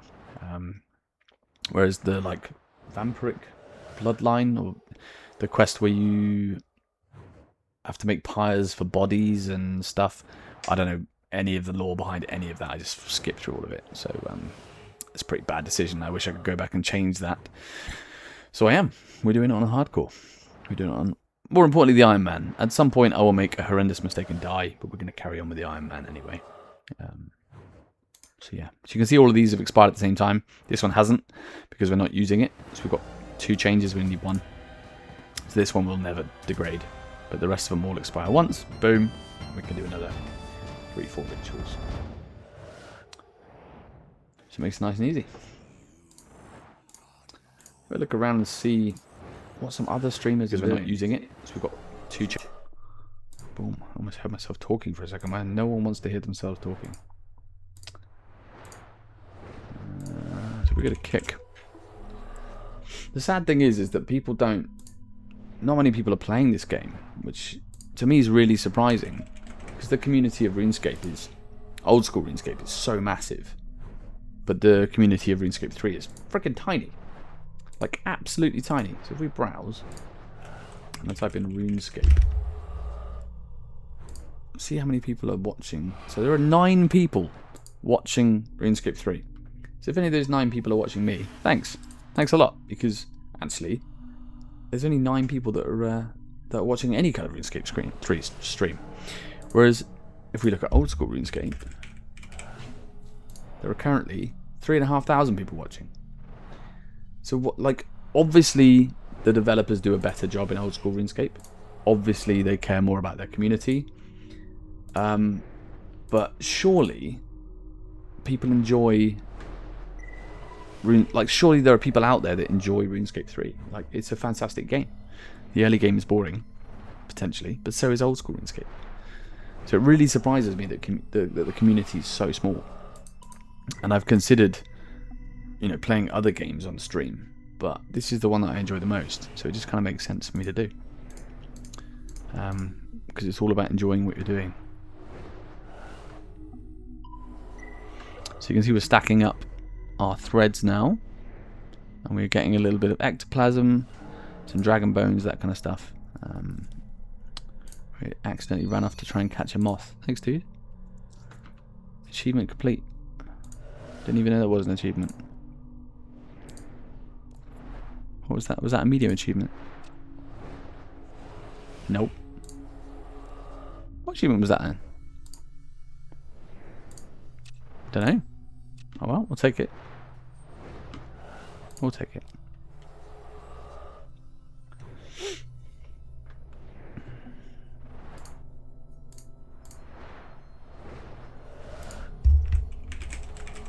The other than, I was just thinking about the streamers again, about who's actually, what kind of big RuneScape 3 streamers there are. And there's RS Guy, which most people who play the game know about. He's got endless entertainment on YouTube in particular. I watch all of his YouTube videos, and I think I've seen a I'm broke and I'm going to become a billionaire video about 25 times. But I still watch them because they're so interesting to watch. But yeah, there's not... I'm just so surprised that there are so few streamers in this community. I guess it's just the community's so frustrated, so sick of all of the mistakes that JJX have made over the years. But microtransactions are going. They're putting a roadmap up. And, okay, they do make catastrophic mistakes every 3 or 4 months and piss off the player base. But I feel like they're trying, and I want them to succeed. And that's the main thing. I want them to succeed. So I'm gonna believe in them and carry on playing and enjoying the game. And hopefully they will, at some point, not disappoint me. In fact, has the roadmap been released yet for RuneScape 3? Have they said what they're actually going to be doing? So January 19th, that's when we see it, right? So is that tomorrow? Oh, 2 days. 2 days. So in 2 days we're going to see... Going to get them... they're going to release what's happening. So we did the Treasure Hunter changes in 8th of January. That was a release telling us what was happening. Obviously the removal happened on the 12th, which is nice. I think some of the keys... I think some of the purchasable items are being removed on the 19th. So we haven't actually hit the full removal. So we could go into the Treasure Hunter store. We can't because we're on an Iron Man. But I guess we could go in there right now on our main and still buy... Yeah, so you can still buy stuff until the 19th. But the earning of the keys got removed on the 12th. So loads of people with all their Premier memberships and all this stuff probably logged into 200-300 keys. And then we had another update on the 12th. So join us next week when we unveil our plans for 2026 in a YouTube premiere packed with a year of upcoming content and our integrity roadmap. So that's going to be an exciting one. 2 PM GMT. So for where I am here, 2 PM GMT on the 19th, I'm going to be at work, unfortunately. But we will catch up with that in the evening. And I'm excited to see what they're going to be announcing. Because they really have to get this right. They really have to get this right. They cannot keep screwing this stuff up. If they ever want the game to... oh, Blood Siphon. Nice. Some good AoE. Good at AoE healing. Yeah, if they want the game to survive, and they want the player base to be more than 9 people watching on Twitch, or Kick, sorry, they need to do something big. And they need to make promises and then keep them. There's no use saying we're going to fix the game and have integrity back and everything else, and then just fuck it up, which inevitably seems to be their pattern. I just feel like I'm sat here bad-mouthing them now, but everyone knows that they've done a bad job in the past, and I'm just praying that they try a bit harder.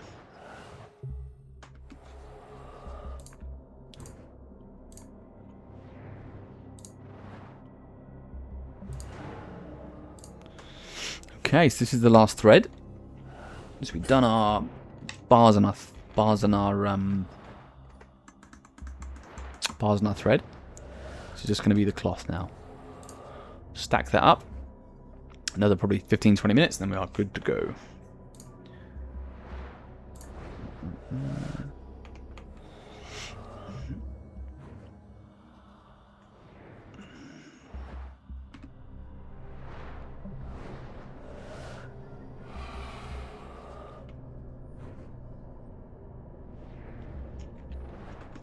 Ooh, Wandering Coast. So we're at 36 necromancy already. Might even hit 40 by finishing these rituals. So we might be able to upgrade to tier 40 today, which would be very nice. We can see our combat levels slowly climbing.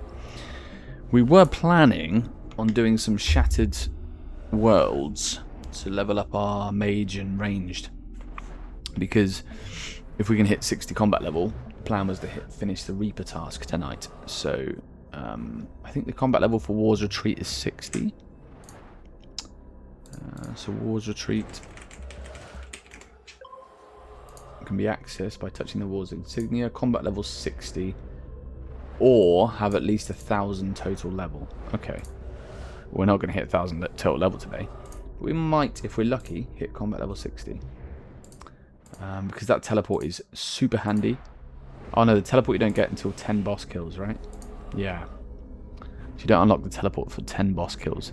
But as a hardcore Ironman, having an instant teleport out is super helpful. Right now we have the city of anyway. But it is a nice one. Just to teleport you immediately next to a bank as well. It's pretty good. So I'm looking forward to unlocking that and then starting our grind.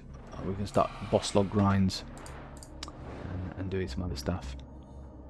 So there's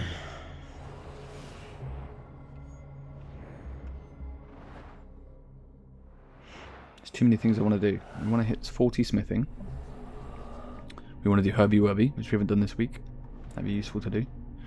We want to grind out some prayer, because some of the prayers, the best prayers early on, are going to be our protect prayers, which we need 43 prayer from. We're going to need that for bossing. Even for the giant mole, we need protect from. The giant mole is like one of the easiest PVM bosses. So beasts, we have giant mole, combat level, recommended combat level 60. So like as soon as you unlock War's Retreat, you can start getting Reaper tasks for the giant mole. His drops aren't really that great. We do get the claws and the skins, which you can change with one of the gardeners for bird's nests, and bird's nests are useful for Saradomin and Bruise. So there are some uses for killing him, but the main thing is going to be that sweet reward from death. That's what we're looking for. I've lost it now. Giant mole. So the giant mole is probably one of my least favourite bosses because he jumps around like a twat. But we do want to get the boss log for him, and grinding him out now when we're at a lower level potentially makes sense. Maybe not actually, because with some decent gear we can kill him a hell of a lot faster. So we'll see how it goes. We'll at least start some kills with the Reaper task. I'm opening the clan chat and seeing diarrhea. Oh, possum, what are you doing? I have no context of what they're talking about.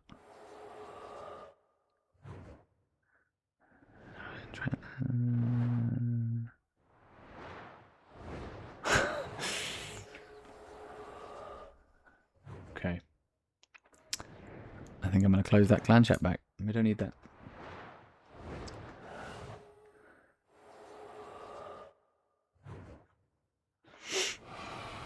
Wandering Soul. Boom. Thank you. Even if you do these just for the rewards, you're going to get a lot of mementos and stuff from these guys, which are going to be useful later for grinding out some souls. So we definitely want to try and pick up as many of those as we can. I'm just going to AFK for a minute. Pop to the little boy's room, grab a drink. I'll be right back.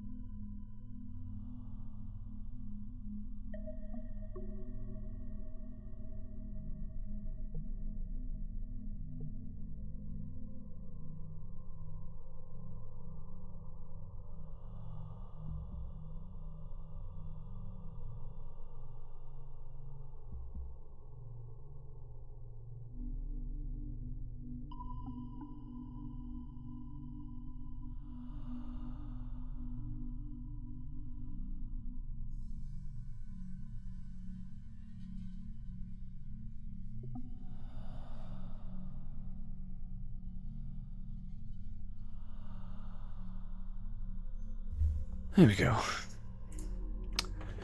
Empty the tank, grab any drink to fill it back up.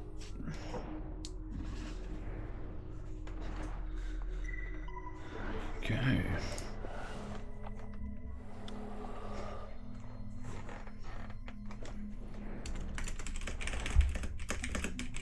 Let's see what these guys are talking about.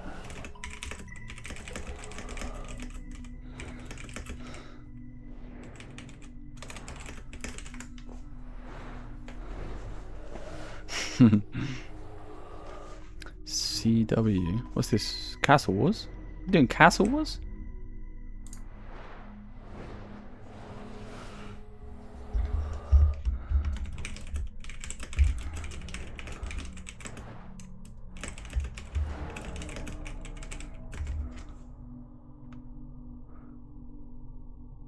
Welcome back on G's on 40. What are these guys talking about? It must be somebody else. Doing a Castle Wars tonight. Jesus.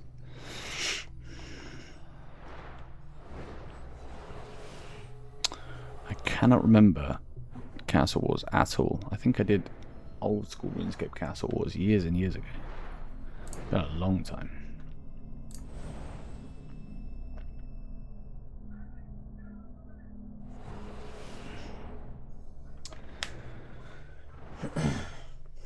Come join, come join. Not today. Definitely want to get more involved in events though. Like, it just changes the way you play the game.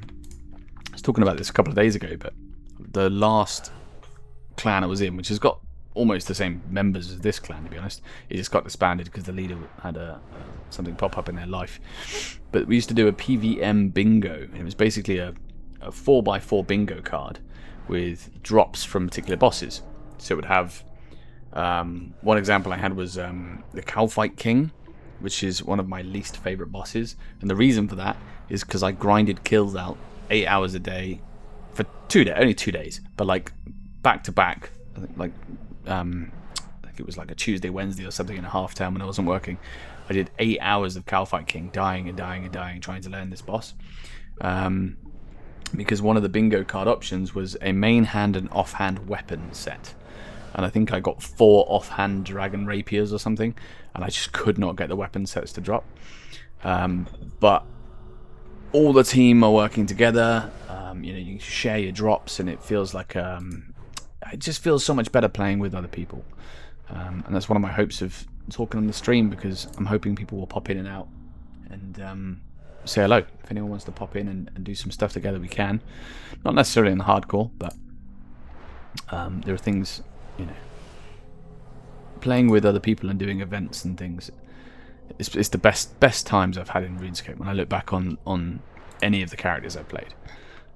The best stuff is when you're doing a super competitive clan event, or the first time you're doing Angel of Death with 2 or 3 other clan mates and you have no friggin' idea what you're doing, and they're all trolling you because you keep dying.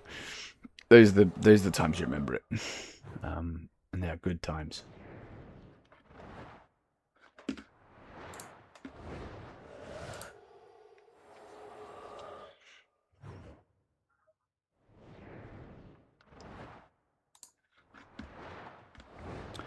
So we're at 37 now, not too far off of 40 necromancy. We are, what, 7.6k off, and we still have, so our boots are done, but we have hoods and gloves. So we have at least, I think we've got 18 more after this. So 18 by, say, 500 ritual. We're going to be close. We're going to be very close. In fact, is that 9k? We might hit 40. And if we hit 40, then we can upgrade to our tier 40 armor, which would be a very, very good start for working towards our PVM. Still a few things we need to do. We need probably tier 60 before I want to comfortably get into killing the giant mole, the king black dragon, that kind of thing. We need prayers, so we do need to do probably some hill giant farming so we can get some big bones.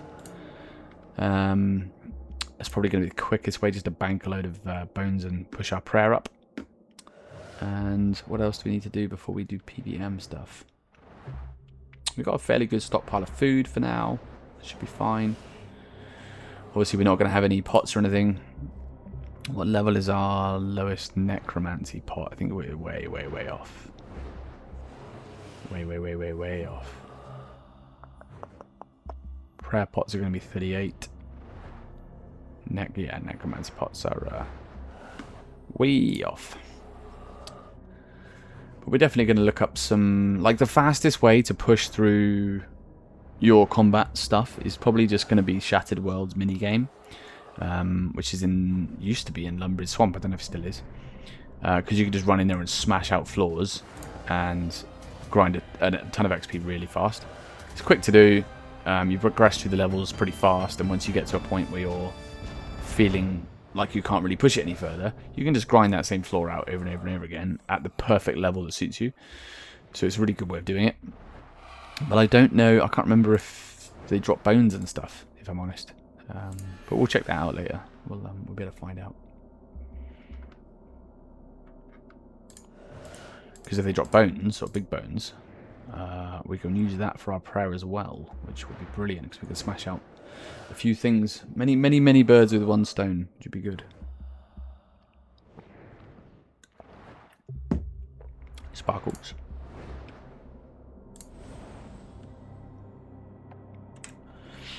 $6.5k left for our 40 necro.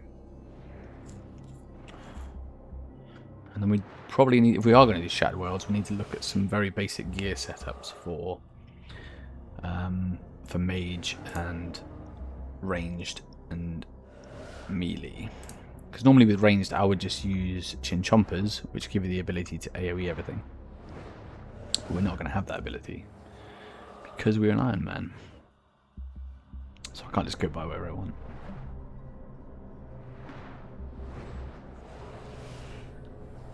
So quick bow. So it's pretty much going to be whatever we can make or buy from the shop. We do have the charge bow actually from the Blood Pact quest. So we can use that initially. I don't know how much we're going to kill with that. Our accuracy is going to be absolute dog shit. Let's just start.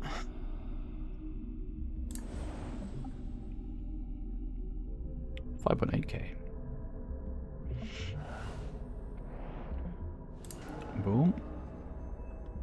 6. We've got 14 rituals left. So maybe 10 minutes left. 10 minutes left of this and we'll be done finally. Not too bad.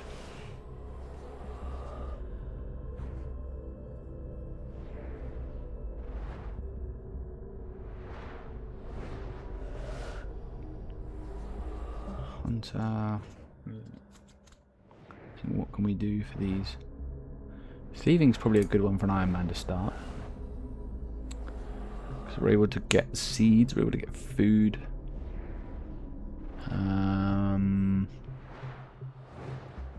We need quite a lot of unlocks for that. And it's a very, very good money maker for Iron Mans later on, because you can AFK thieving, pickpocket a ton of gold, which is proper handy.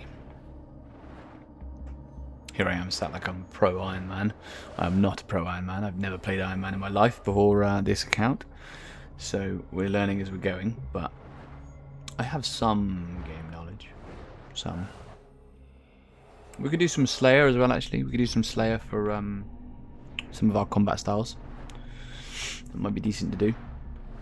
Although leveling up our defense. In fact, that's a very good point actually. I wasn't thinking about this. So for tier 20 gear, which we can upgrade, which is fine, we need 20 defense and 20 necromancy. But for tier 30 we need 30 defense and 40 and so on and so on. So we can only actually wear tier 20 until we train up some of our defense skills. So we might be worth going and doing some Slayer and training up our defense, because we don't want to make a whole bunch of gear and then not be able to wear it. That'd be stupid. Very stupid. So, what is the best shout for starting out Slayer? Is it just go to probably Vanica? Can we kill Vanikas? It's in Edgeville. Be a good start. Depends how far along we get. I think we go to Vanica. Because at least we're getting points.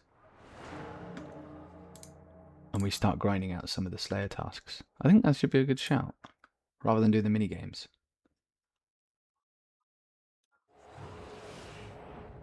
Although we could do some quests. Could do recipe for dessert. No, I don't do that. No, I think we just go and grind out a bunch.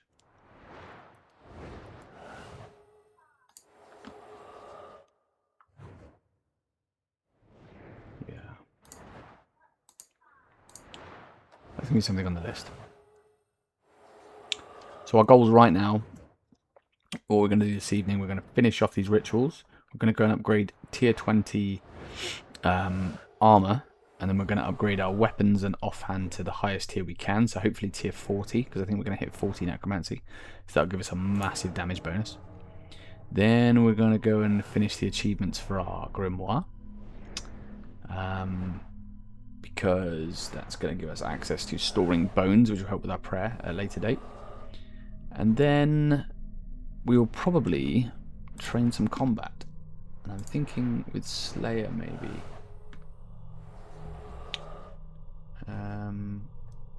Because we pretty much want to, like, the main thing we want to do early on is unlock our Reaper assignments. Yeah. I think that's what we want to do. We need to go and do our farm today. We haven't done our farm yet. I say farm, we're not doing any animals or anything, but the beehives that are there, that'll be a nice few farming levels, which we haven't done tonight. So I think the beehives, when we did it yesterday, I think we filled them at like 9 o'clock or something, so they won't be full because it's an hour per woad leaf, so they'll be full at like 1 AM. But we can do it this time of day. It's not a big problem. We won't get the full 27, but we'll get some decent farming XP at least. It's going to be pretty tight to whether we get 40 necro or not, actually. We're, what, 4k off, and we've got about 10 rituals left. Yeah, 400 per ritual, maybe. Maybe. Depends how many disturbances we get.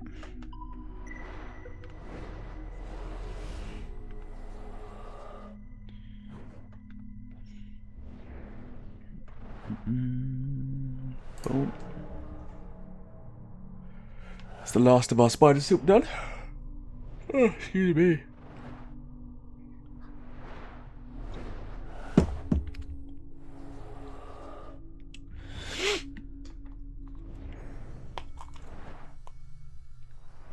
This feels very strange doing this. It's the opposite of how I normally play. I normally play high intensity gaming. I'm a little bit torn whether to carry on all evening, because we're probably going to stream for another kind of 3-4 hours. But whether we want to do chill gaming for the next 3-4 hours, or whether we want to spice things up a little bit and do some Heroes of the Storm, it will depend on which buddies mine are around. So if we can catch a friend of mine called Adam, we could do some Heroes of the Storm, which would be pretty fun, actually. I'll drop him a message and see if he's around in an hour or so.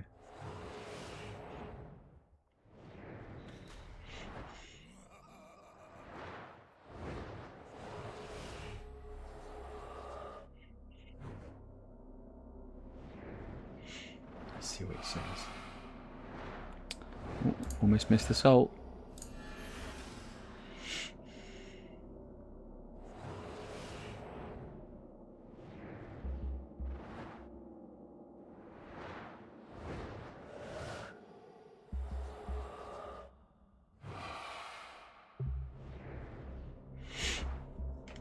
Oh, another salt. Mobile phones, terrible things. Distract you from the important stuff like ritual disturbances. Cool. So Adam, good friend of mine, is around in a little bit. So we might. I really want to finish out our main goals for today, which is going to be the rituals. It's going to be. I'm just repeating myself now. You know what they are if you've been watching.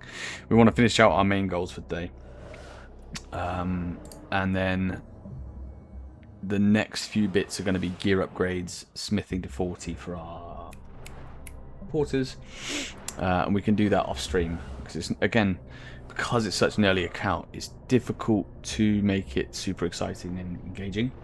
And because I'm a new streamer and I'm naturally a very chill person, I'm not going to do the whole "oh my god" thing on stream because that's just not me. I could pretend to be like that, but it's just not who I am. So I would rather be me, and if people want to pop in and chat and say hello, then I will chat to you in a calm and organised manner. Which is not the best way to get views, probably, but that's me. It's who I am. My gaming name is very ironic because I'm known in clan and around the place as the Crazy Pumpkin, but I'm probably the most chill person on the planet when it comes to actually playing. I'm calm, which is why I like PVM so much, because you get that high adrenaline, but I don't really panic very much. I manage to stay reasonably calm when I'm playing. 5 left. We are getting there.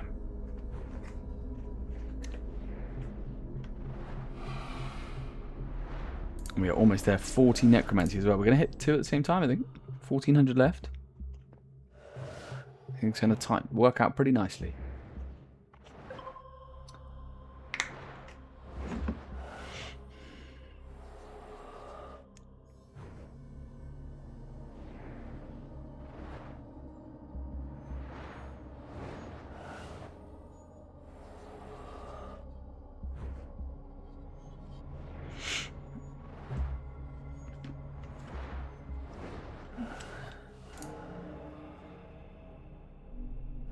Probably also going to be uploading the streams to YouTube as well, because as most new streamers know, and if any of you new streamers are watching, you'll be in the same boat as me, same boat as anyone else that's new, is that the more people there are in the chat to talk to, the more people typing, the more people getting engaged, asking questions, or asking me to do stupid shit, the more entertaining it is.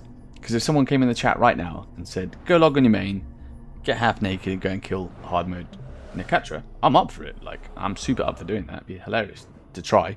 I'd probably fail miserably and die 50 times and spend 10 mil on repair bills. But without that engagement, it's difficult to keep people. It's difficult to make like an exciting environment. So if you do pop in and pop out, don't be shy. Say hello, ask questions. Because the more you interact with me, the more entertaining I can hopefully make the stream for you guys. And for the newer players out there, there's no stupid questions. Just ask, how do I do this? Why should I play this bloody game? Is it really good? Why does everyone play old school RuneScape and not this game? And I'll do my best to answer those questions, no matter how good or bad that might be.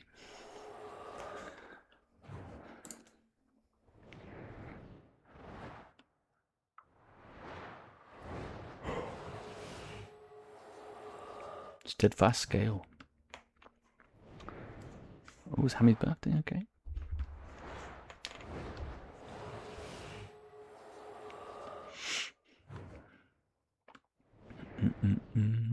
Where are we going? How are we getting on? How are we getting on? 3 left.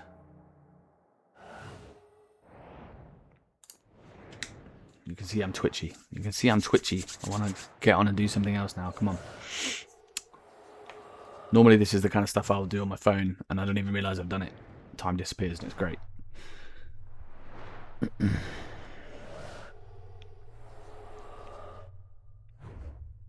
And that will be 40 necromancy coming in any second now.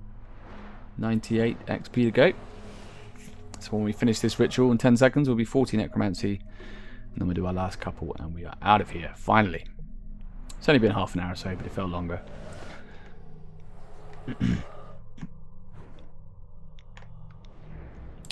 There we go. Cloud Sparkle takes it for 40 necromancy. Beautiful. Very nice.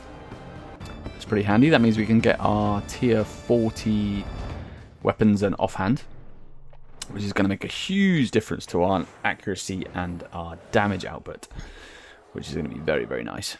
We probably should realistically do a bunch of more rituals to unlock some talent trees, but I'm not doing that now. I'm not going to. For anyone that does come in and watch, I'm not going to sit here and do rituals for the next 4 hours. We absolutely could, but we're not going to do that because I don't want to. And in all honesty, you're probably better off getting your necromancy to level 60 because you can then unlock the next tier of ritual site, which allows you to put more multiply glyphs in, which will then increase how many souls you're getting coming in at a time. It might not be the multiply glyph, it might be the attraction glyph, but there is a glyph, I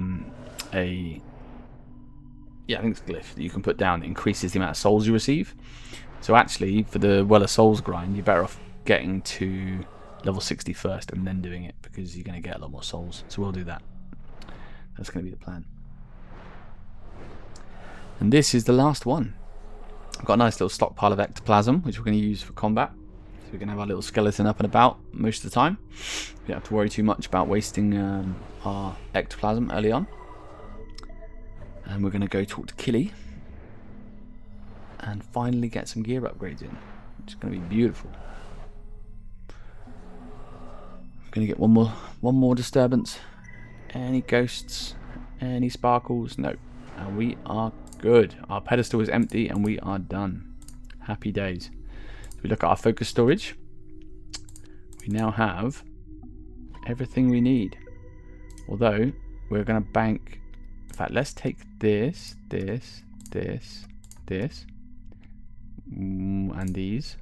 and these.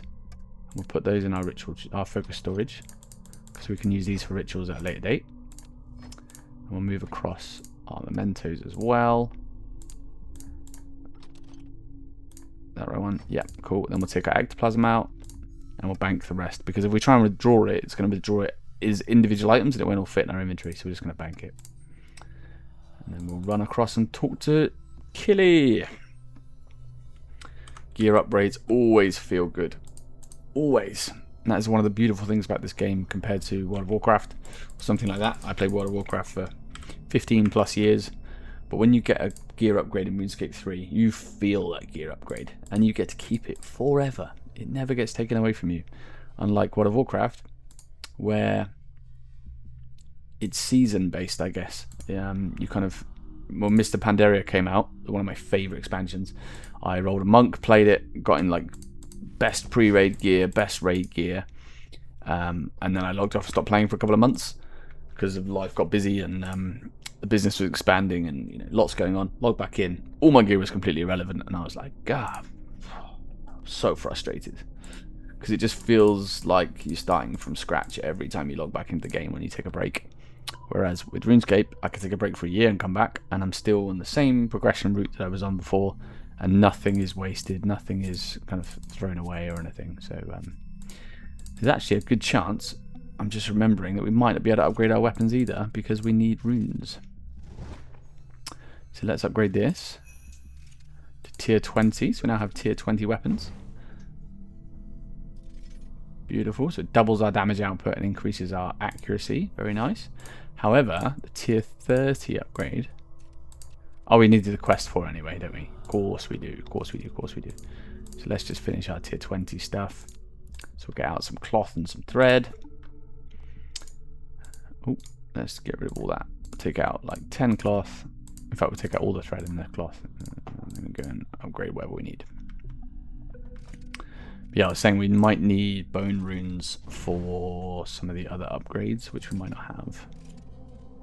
So we'll just get our tier 20 stuff. So you can see, like the chest, for example, 46 armor, 0.2% damage reduction, 150 life points. And the upgrade is going to give us, so from 46 to 72, an extra 0.2% damage reduction and another 150 health, which is very nice. That extra health is so valuable in a hardcore Iron Man because we are paranoid about dying constantly. And there we have it, full tier 20. Boom, that's one of our achievements complete. And then we can talk to Killy and just start the next one. So as soon as you've upgraded yours to tier 20, you can go back to him, talk about the active task, and he will tell you what you need to do next. So you can upgrade it every 10 tiers. And as we get into higher tiers, you can also have a power gear, which is like your DPS gear, or you can have a tanking gear. Yeah, it's really nice. You can have it like a full DPS set, or you can have a other set. So 25 souls from trolls. So we could go do that quickly, actually, because the troll cave's just here, and we're going to go and do some combat anyway. But what we're going to do is turn on our combat XP, and we're going to just put defense on for now, because we're going to want 30 for...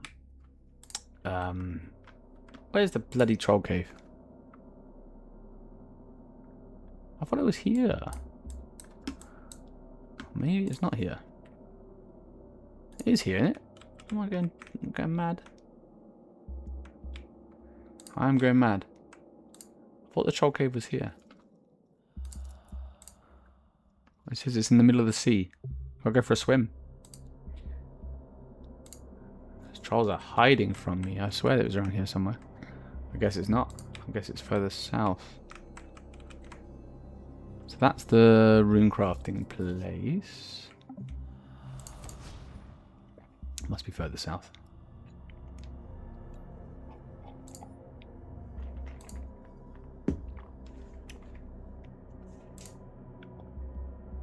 In fact, we can talk to Celine, who's down here in this little building, because we're going to do our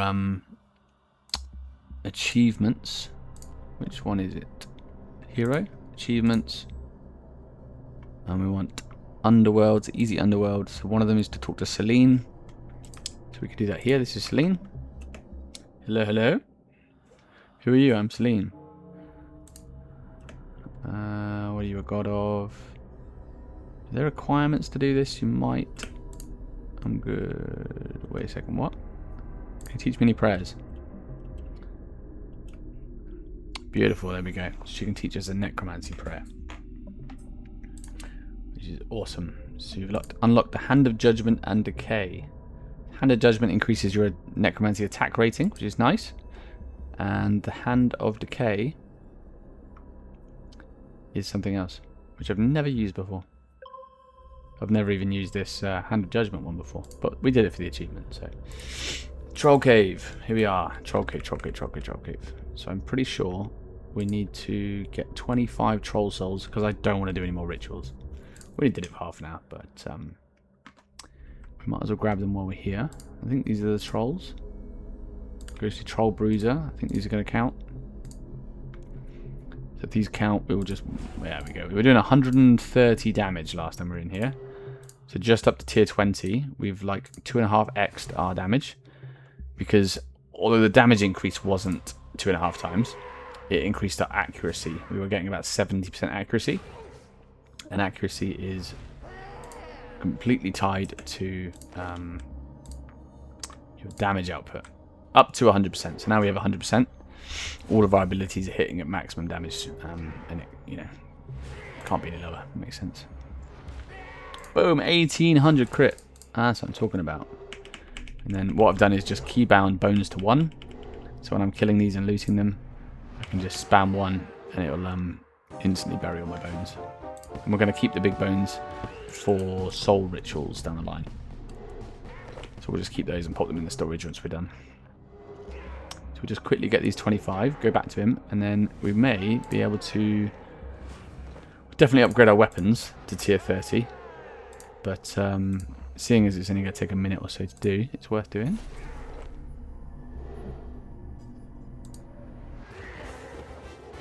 And I don't think we're going to get enough defense XP, to be honest, to do the gear, but we might as well do it while we're here. Then we need to go and find a skeleton, which we can fight with our skeleton for one of the achievements, and then climb to the very top of the underworld.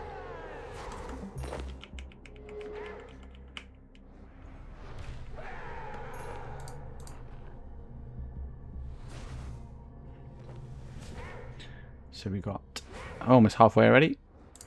Super fast. Got some big bones for our rituals. We're at 26 defense. Shouldn't be too much longer actually. So we're getting 120 XP a kill. Yeah, so it's just going to be nowhere near. That's okay. We don't need to do that right now.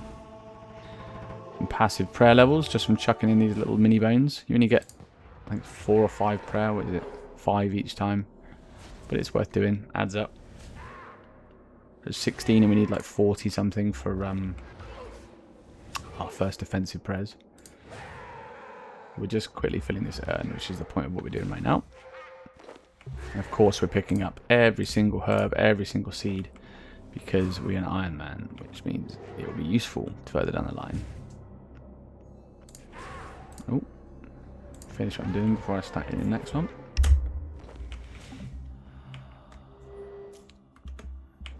So I'm literally, just as I'm killing these, hitting spacebar, picks up all my loot, and then I'm pressing 1, which buries any of my bones. I think we've got one more? Yeah, one more.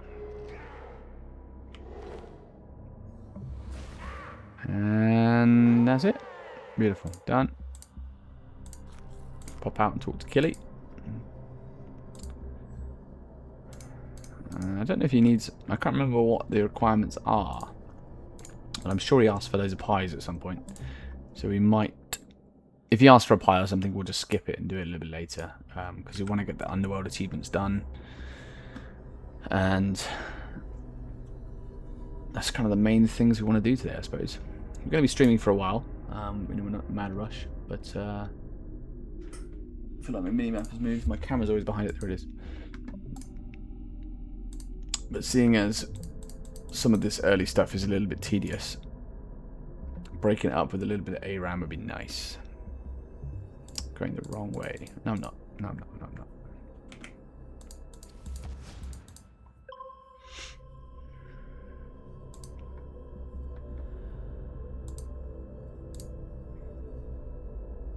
There we go. Hello, Killy.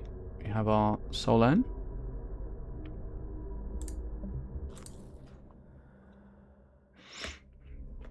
Talk about our active equipments. Current task. Filled it up. Great. What do you need? Okay, that's it. Oh, nice. You didn't need any pies or anything. The tier, maybe the tier 40 is all the pies and everything. So what we will not do is we will not upgrade our gear because we will not be able to make it. We'll not be able to wield it because our defense level isn't high enough. So, do we need bone runes? No, we don't. Okay, nice. Nice, nice, nice. We'll pop... in fact, we'll just do this, and then we'll do this. Because we're just going to literally upgrade our weapons. So we'll go from 192 damage, 316 accuracy, to 288, 454, which is a massive upgrade. Why don't I just put that on? But yeah, as I said, we're not going to upgrade our gear. We have all the materials because we grinded it all out during the rituals. But we don't want to do that because we then can't put it on. Because it's level 30 we need for the next tier of armor. Death Warden tier 30, level 30 defense, which we just don't have right now. So we won't do that. We'll take out some necroplasm because, or ectoplasm, sorry, because we need to have a skeleton up while fighting a skeleton. That's going to be Tavali Dungeon, I think. Pretty sure there's some low-level skeletons in Tavali Dungeon. We'll pop over there, do that one. And then we only have, I think that's the last 2 achievements. Have a skeleton warrior conjured while fighting a skeleton. So that's going to be one we're doing now. And then the last one is literally just run to the very top of the city of which is... there's like a little tower in there, and you basically run up the clock tower. So we'll do that shortly as well. But that little grimoire you have is super handy because, as I said, it banks all the bones and ashes and stuff for you, which makes grinding out those things way faster because you don't have to run to the bank and back. Yeah, look at that skeletons. Man, God memory. So summon a skeleton. Hit this bad boy. Boom. Okay, I killed it too fast. Yeah, have a skeleton conjured while fighting a skeleton. Beautiful. Do we just mash out a bunch of these mobs and hit 30 defense? Fuck it. We're doing it. We're doing it. It's not going to take us long. It's not going to take us long. What we need 30, right? So we can do a lot of damage now. We're getting 60 XP for the ghosts. We'll just make our way around and kill everything in sight. And try and push out these levels quickly. And we can get our tier 30 done. Kind of makes sense. Before we pop that to the city of we can then grab our tier 30 upgrade at the same time as our grimoire. There'll be a couple of nice unlocks for today. And that's what RuneScape is. Small unlocks, bit by bit, bit by bit. No huge rush.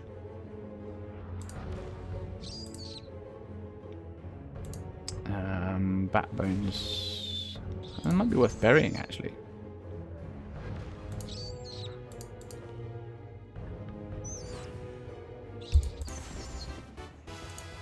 We're getting constitution levels as well, which is nice. We could take the bat. We can make batwing armor, I think, with some mage armor with the batwings. So yeah, we'll take everything. We're an Iron Man. We'll take everything. I don't know if there's anything higher level we can kill potentially.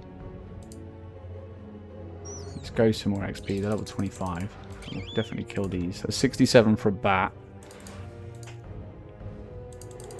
59, yeah, their health pool's lower, so it's actually worse. What else we got down here? Black Knight. Oh, that hit me hard. Oh, that hit me hard. Oh, that hit me hard. Yeah, level 70 demon. No, thank you. We'll just kill bats. We're hardcore. Kill bats.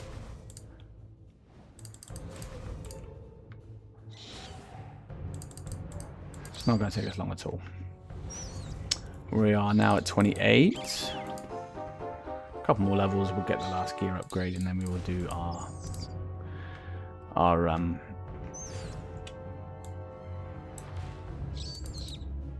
equipment upgrade.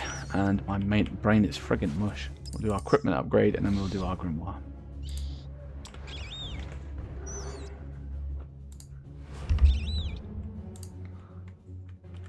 I'm sorry, bats, you just happened to walk past me today.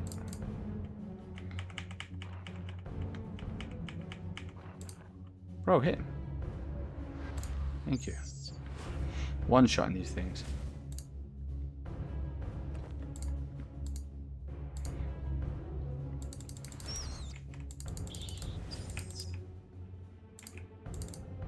Hello. Thank you.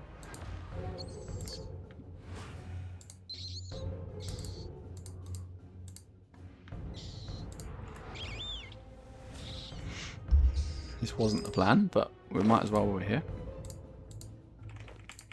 Kill these ghosts. What are these chaos druids? Chaos druids drop herbs and stuff, right? I think. Might be worth killing. Slightly bigger health pool, depending on how much damage they do. Still very easy to kill. Yeah, a couple of herbs. We'll take some herbs. 77 XP a kill. Druid top. They do a bit more damage, and they root you, though. That's fine for now.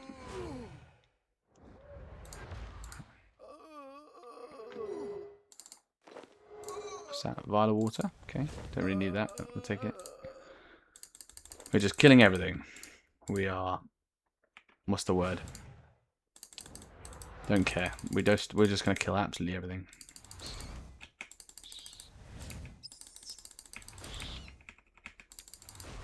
Indiscriminate is the word I was thinking of. That's 29. One more.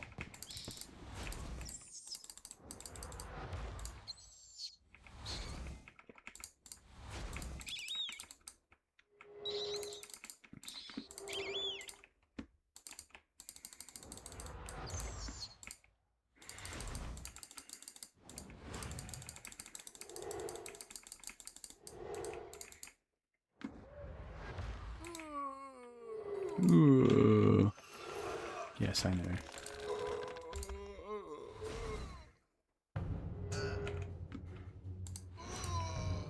And we are... Can't be far off now. 700. 10 more kills-ish.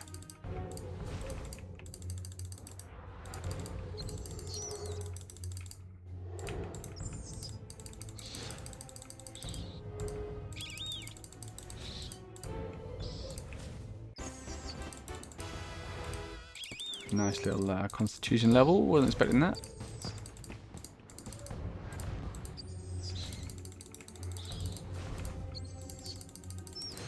Massacring these bats.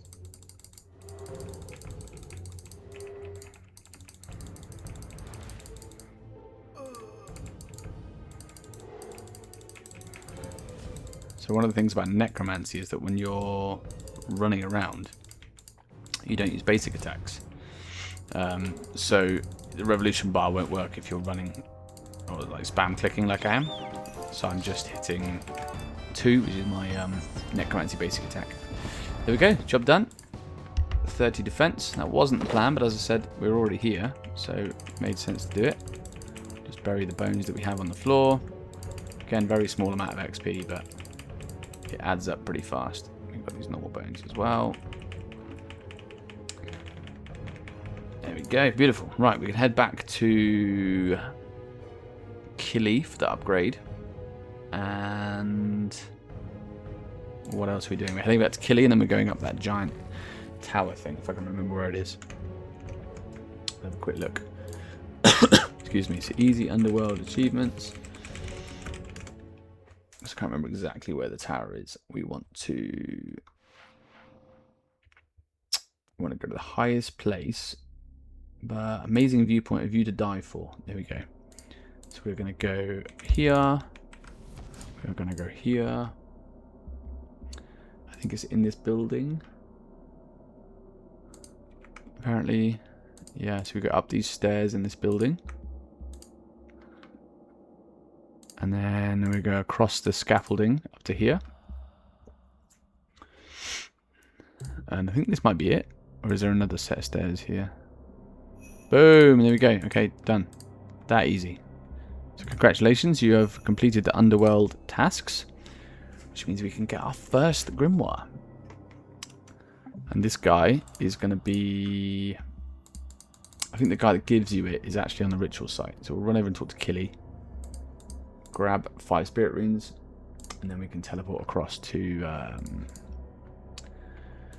site, the ritual site, and grab the grimoire. And we're going to get tier 30 everything, which is beautiful. Got weapons already, but the tier 30 is nice. The armor will make a big difference to our health. So we need the thread, the cloth, and we're going to take off what we're wearing and be a naked boy and upgrade what we have. Boom. That'll bring us to full tier 30 already, which is nice. Gonna make us tanky as hell. And that life point bonus, instead of it being like 150 and everything, it's going to be 300 and everything. So there's 100 for the gloves, and that goes to 150. So it's not, well, it's like 50 to 100 life points per piece. So it's super nice. There we go, full tier 30 done, which is another achievement for the next book as well. So we're now at 4,500 health points, up from 3,000 without the gear, so it's huge. And then the next equipment task is tier 40. We're not going to do this now. Meat pie. Okay, so he wants a meat pie. God damn it, I made 7 red berry pies. Okay, so here's a list. Go get a bunch of stuff, bring it back to me. So we need, we're not going to do it right now, but we need 1 meat pie. So that's going to be putting some meat in a pie shell, cooking it, obviously. And then we need to kill 50 undead creatures or lesser communion rituals. So we're probably going to go and do the rituals, actually, because we need the souls for the Well of Souls anyway. But as I said, we're not going to do that right now. But it means as I said, we grinded out all these bars and everything earlier. So it's literally a 10-second job to upgrade everything. But we don't have the defense level for the gear upgrade anyway. And we're not going to go and do all that stuff right now anyway. So this guy up here, Icthlarin, if we do the easy talk to him, he can give us our first book. So I'm here to keep an eye on you. So this is the guy that we deal with later on, who introduces us to the Sanctum of Rebirth, Gate of Elidness, that kind of stuff. So can I claim any rewards from you, sir? I've completed all the easy tasks. There we go.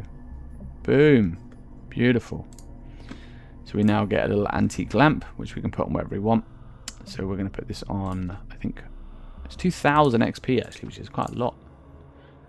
So what do we put this on? Smithing. Because that was the other thing I haven't mentioned.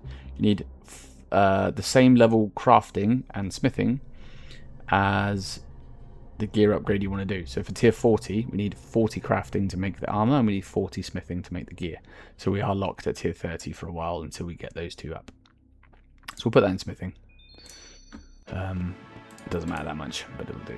So this is our beautiful grimoire. So it gives us a damage bonus, 2 necromancy damage bonus, 1 prayer bonus, 3 teleports to unsmithy. So that's back to killy 10 times a day.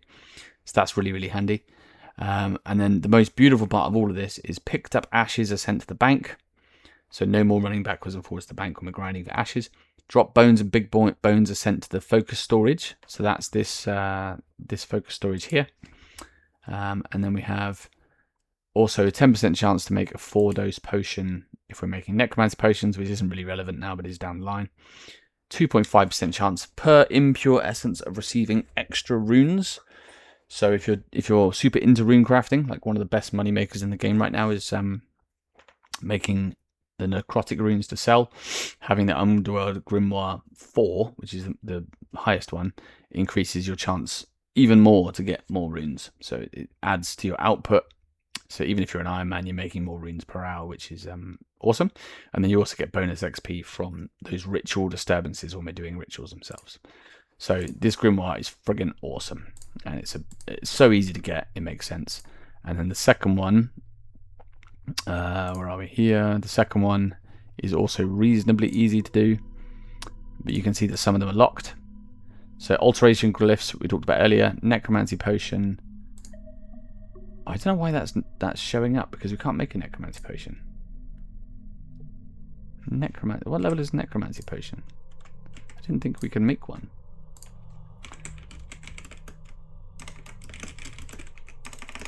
Necromancy potions. It's rental. And it requires 11. No way. Jesus Christ, I scrolled past it 50 times. So cadaver berries we can get south of Varrock. Rental, we probably have some that we've picked up along the way. So we can actually make necromancy potions. So yeah, we can do that one. And then communion ritual using a memento. We're going to do some of those for some souls anyway. Command skeleton warrior ability we unlock from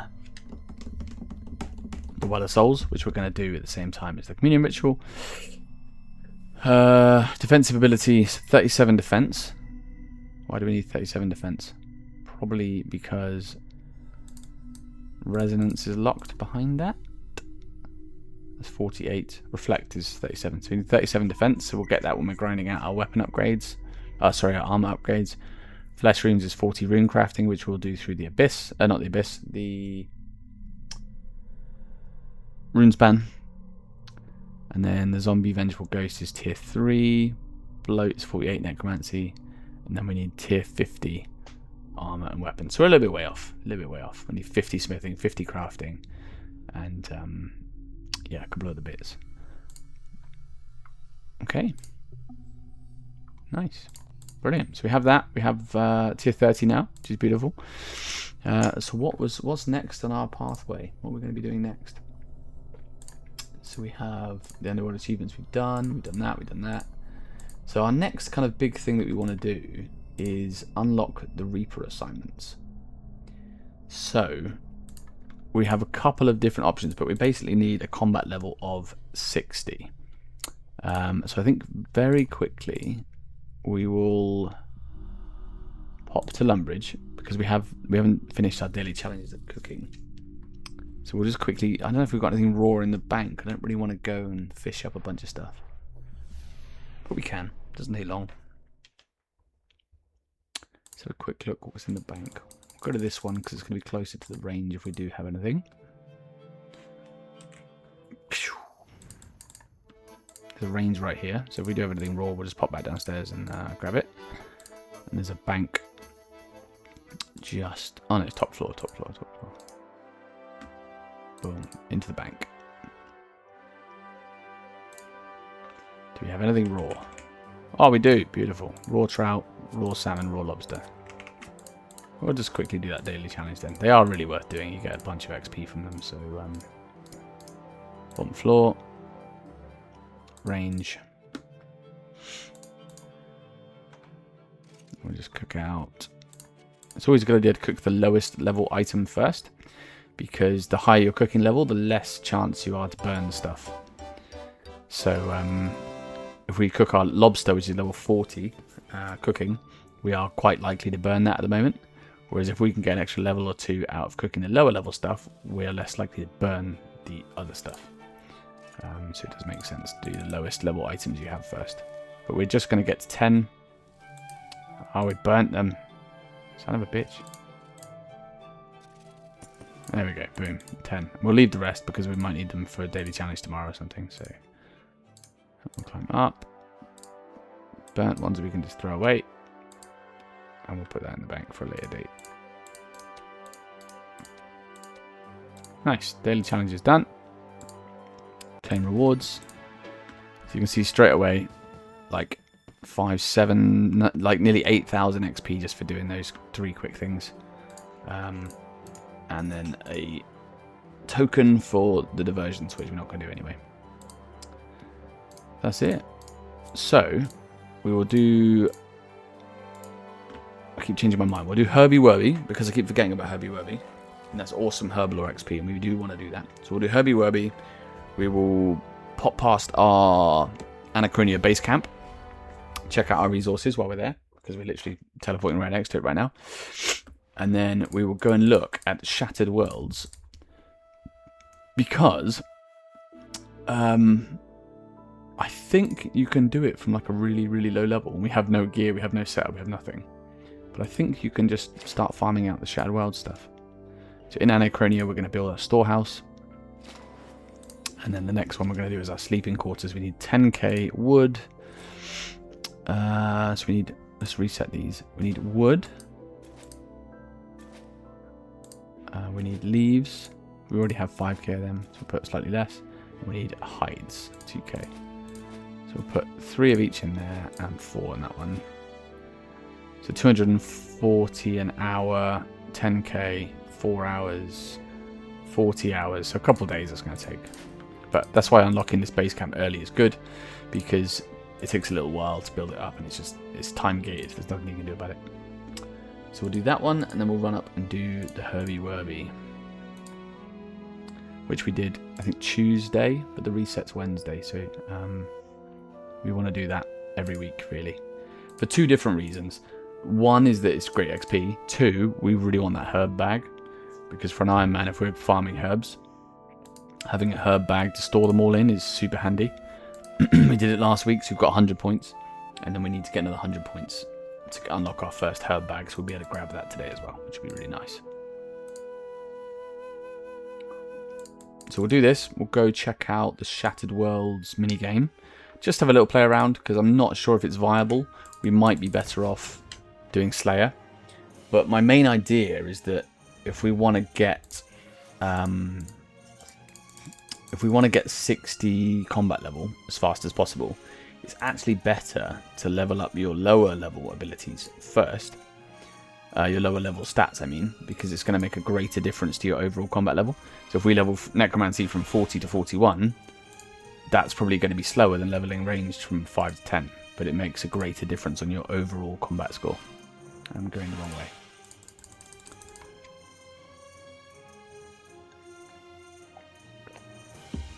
And I think it's a pretty old school method of leveling the combat, where you're basically at such a low level, you've got 3 choices. Do quests, which I hate doing. Although, to be fair, if we just did Waterfall, we could probably jump up 10 combat levels just from that one quest. So we could do that. But you basically have quests, you have Shattered Worlds, or you have Slayer. Those are kind of the 3 most common paths.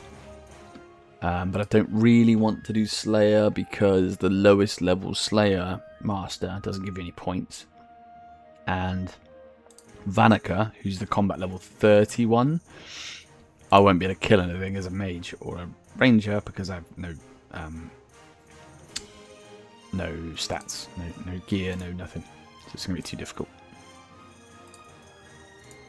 Okay. So let's pop down here. Back to Herbie Werby. This is a weekly event. Resets on a Wednesday, I think. So we'll do this. Because it's awesome XP. Just like before, we are just literally got to watch out for the little dudes picking the green stuff. So any green one we click. Boom. And it's going to give us points and XP. Once the points hit 100, you are done for the day. Or done for the week, even. But it's pretty quick to do. And herbalism is one of the big, as I said before, big locks behind PDM. Because overloads and everything like that are huge, huge for later in the game. Because we can't buy anything, we can't just buy a load of materials and go and farm pots. Oh. Give me that.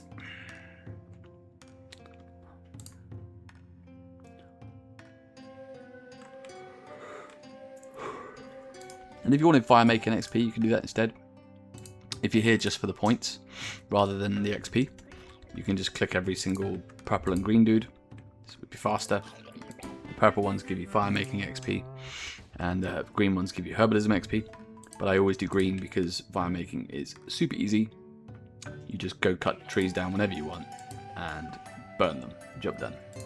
Whereas herb lore, you need herbs, obviously, secondary ingredients and whatever else. And at least with fire making, you get ashes, which are handy for necromancy. So yeah, I much prefer to ignore the little purple dudes rather than dudes carrying the purple stuff.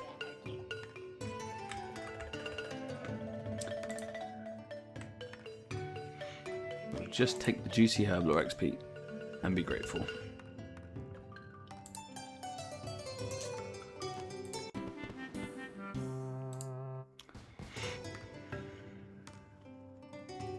It's gone up 2 levels already, yeah? 15, 16, 17.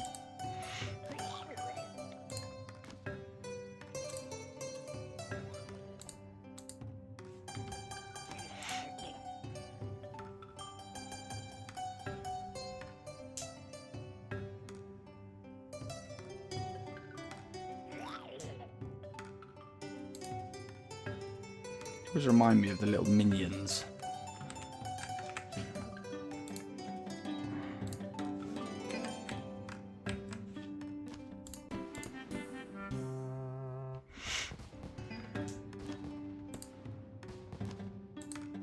Okay, halfway.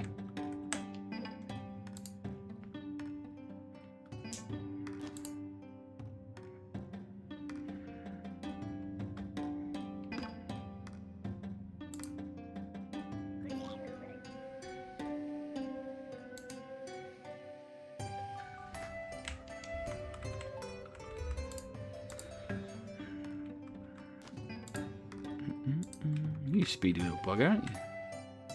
Hey, hey, hey. Okay, why am I running in an arc? Why all these Zagamites give me 1 point each?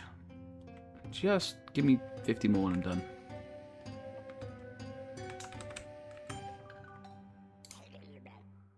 I think you can also pick these herbs yourself and burn them. I'm not really sure. I might try actually, I'm kind of curious. So if I go to a healthy herb, and I know that's corrupted, don't pick that crap. So if I pick a healthy herb, I've never actually done this before. So I've got a healthy herb, can I then just go and burn it? Throw a healthy herb into the fire, points will be reduced for 30 seconds. Oh no! Oh no! That was a bad idea. So I get reduced points.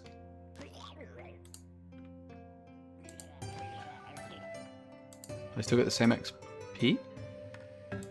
I don't understand what the negative is, because it looks the same to me.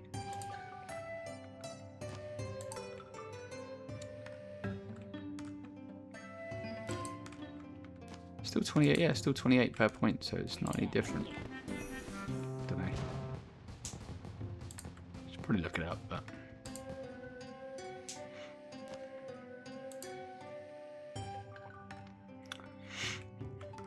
So it's not a ton of XP, but for the time involved, and because Herblore is such a pain in the arse, especially early on, it's well worth doing. And the added benefit of the gem bag and everything. Not gem bag, sorry. Gem bag is dungeoneering. Herb bag is well worth doing.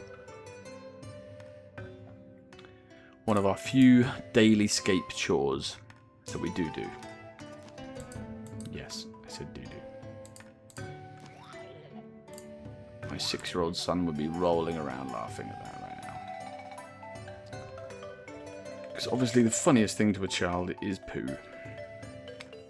Can't remember the last time I had a dinner time without poo or farts being brought up.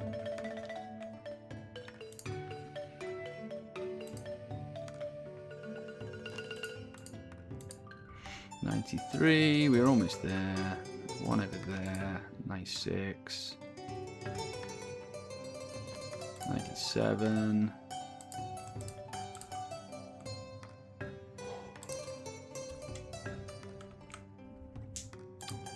Yeah, we definitely need to do some ARAM or something. I need to wake up.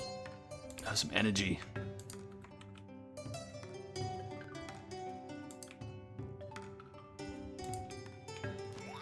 $100 points. Right, boom. So we were 21 Herblore. Done a Herbie Webby for the week.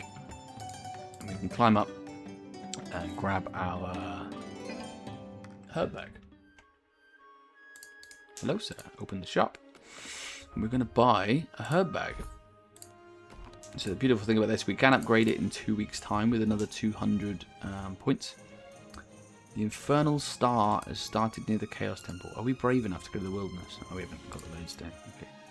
So, if we inspect the herb bag, boom, we can put all of these herbs in here, and it saves us from all that inventory space. So it's super handy. I couldn't tell you how many herbs of each time. 50 of each grimy herb. So that's really nice if we're farming out some herbs for Herblore at a later date. That is super nice. So, what have we got left to do? We're going to do the Shattered Worlds mini game, right? So where is the closest teleport to a bank? Drainor's pretty far. Barrack's really far. Edgeville's pretty close to a bank. We'll use that for now. I've been doing it to Lumbridge and then running all the way up, but I feel like the Edgeville one's going to be closer. I think we'll do that. I'm not a min-maxer, but running around is time consuming. There we go. We haven't done our Guthuxian cache today either, but I'm not going to do that right now. So, we want to be a mage. So we can add a filter, worn equipment. What kind of mage gear do we have? No necklaces of any use. Prayer bonus, we'll take that. In fact, let's put it on. We've got Caitlin's staff, so we can use that for now because that counts as an air staff, so you don't need any air runes. Then we can go and buy some. I think that's probably our best bet. So that's accuracy 160, which is the same. We might just buy a.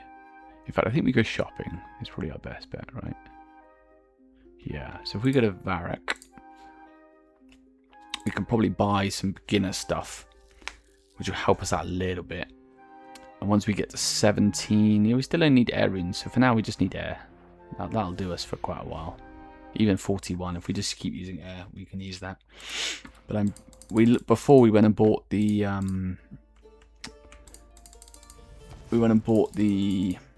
stuff for the necromancy rituals in that little staff shop up here. So I'm just wondering what's available because we've got a bit of money. I'm not too worried about money for now.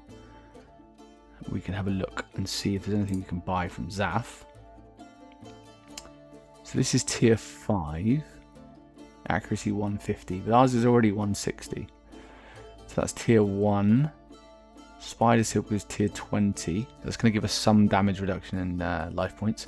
And more importantly, when you're using a combat style like Mage, for example, or Magic, if you wear Necromancy armor, you have no accuracy, which means you can't hit stuff.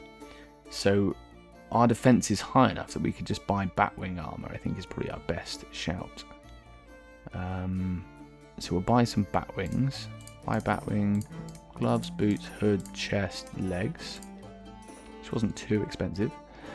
And then we want to be looking at what weapons we can use shortly. So that's tier 10, right? Imp Horn's tier 10, which we need 10 mage for. And then the book is the offhand. So we'll buy one of those. And then the tier 20 version is the spider wand. And the orb. We're burning money. And the wand is the tier 30. Right? Yeah. So you've got tier 10. So this is already better. Oh no, you need 10. Sorry, yeah. I'm with you. So that's our tier 10. That's our tier 30. That's our tier 20. Nope. Screwed it. Tier 20. Tier 30. Tier 20. Pop this on.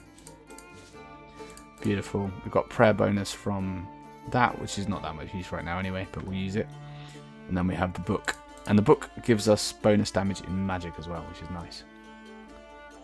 We've got tier 30 armor on, so that will give us some... We've still got 4.5k life points. And yeah, so we don't need that. What else do we need? I think that's going to be it for now. The other thing that would be useful is an instant teleport out, which we could use our archaeology journey for. So if I think we can just teleport straight out of minigames. So having an instant teleport when you're in combat as an Iron Man is very helpful. But in Shattered Worlds, I'm not sure what you can take with you. So we're going to go to Lumbridge. We're going to run down to here somewhere. I'm just going to quickly Google it because it's been a while. So Shattered Worlds, blah, blah, blah, is northeast of the Void Knights outpost. Wait, what?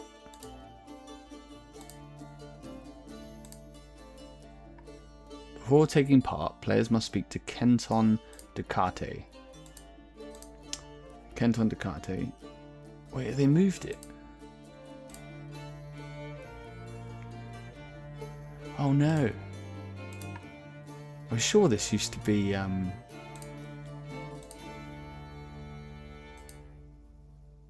sure this used to be in Lumbridge Swamp. I guess they redid Lumbridge recently. So what we can do is talk to the Squire on the second southernmost pier at Port Sarim. This is why the wiki is so good. Because we can travel there free of charge. And I don't know if we can take food or not, but we should probably take some food. Because we're just going to try this out. So let's clear that. Take a bunch of... All this stuff heals are the same, doesn't it? No, 65. Alright, so salmon's decent. So we'll take some salmon with us. Port Sarim. And then... Yeah, we're using Caitlin's right now, which is god-awful. I mean, all of this is god-awful, but it's the best we can have right now. And then once we hit level 10, we can improve our accuracy. We might be better off just killing chickens and cows and stuff, but I'm just curious as to whether we can do Shattered Worlds. Second southernmost pier, so that's this one. We're going to talk to a Squire. We want to travel. And it should be free to go there. Beautiful. We're at the Void Knight Outpost.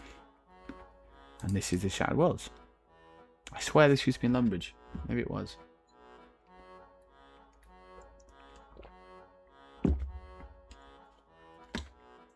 Okay, I guess we give this a go. Yeah, this is what I'm looking for.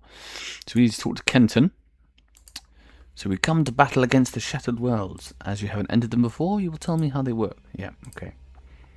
So basically there's a blue portal, red portal. Red portal is a challenge portal. And there are probably daily, weekly, monthly challenges. We can look in a second. And doing them will give you bonus anima. So anima is the reward currency from doing them. So if we just click here, you can see these are the challenges. So like the top one gives you 7.5 million anima. You can do it whenever you want, and there'll be mutators. So a mutator will give you either a positive benefit or a negative benefit, and they will affect your XP, all kinds of different stuff. So enemies bleed anima currently. You have a 25% chance on hit to feel epic, gaining unlimited adrenaline for 10 seconds but minimal combat XP. So we don't want that because we want combat XP. And then vampiric heals you. So because the lower levels barely give you any anima, the blood money is not particularly worth it. So we just want to not die. So healing us is probably a good idea. So now we just need to see whether this stuff is killable. So level 11. That looks good. We can probably do level 11. And our damage is gonna be dog shit, but that's okay. As long as we don't take too much damage doing it. Our accuracy is 57, which is god awful. And we just got the base revolution bar set up. But I'm hoping that once we kill these, because they have a really, really large health pool, you can get away with... Why is that not hitting? Oh, there you go. Because they've got a really large health pool, you get a lot of XP for killing them. So we'll see in a second once this drops. 73 XP, which is not bad, seeing as we only need like a couple of hundred a level. And they don't do any damage, because we've got tier 30 armor on. So it's nice. So it feels pretty slow right now. But is it not gonna... It's not gonna do our... Why is it not doing our asphyxiate? That's weird.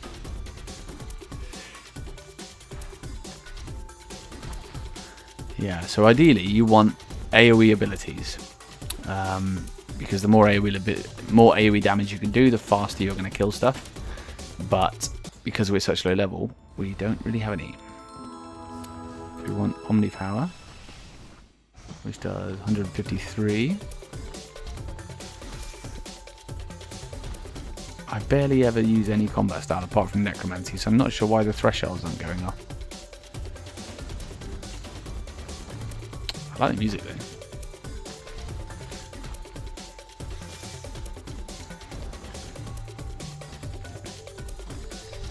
This feels like an incredibly slow way of doing this.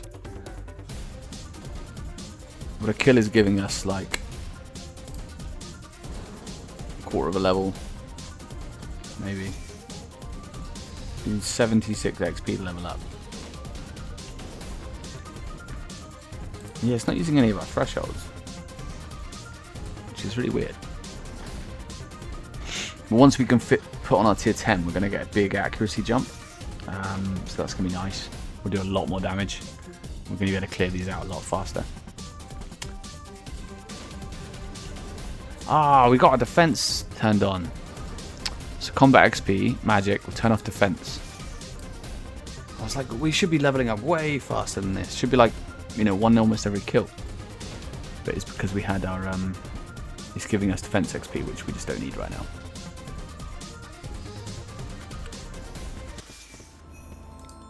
There we go. So 5 magic. So they're doing a little bit of damage to us, but nothing concerning. Asphyxiate.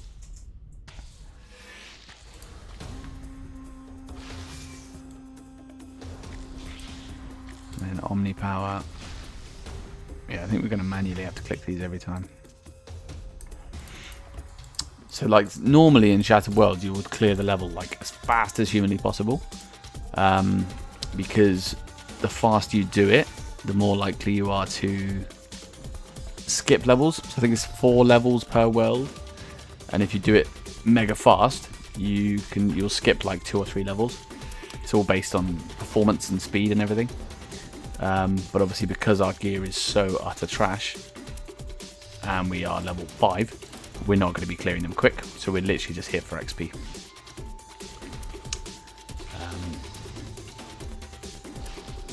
Yeah, so something new I learned with magic is that when you put on, unless it's because of the settings, automatically trigger threshold and ultimates during revolution combat. Job done. Okay, fine. So now it's going to do it. I didn't realise that was a toggleable ability. I thought it was weird it wasn't going off. Which we're 6. And you can see we've already gained a combat level. I think we're on 43 before. I might be wrong, but I'm pretty sure we were on 43 before. So leveling up our magic and everything is going to be the fastest way to do this. And we're getting, yeah, good, like, half a level a kill. Because the health... The good thing about Shattered Worlds is the health pools of the enemies is really high, and the XP you gain is based on the amount of damage you do.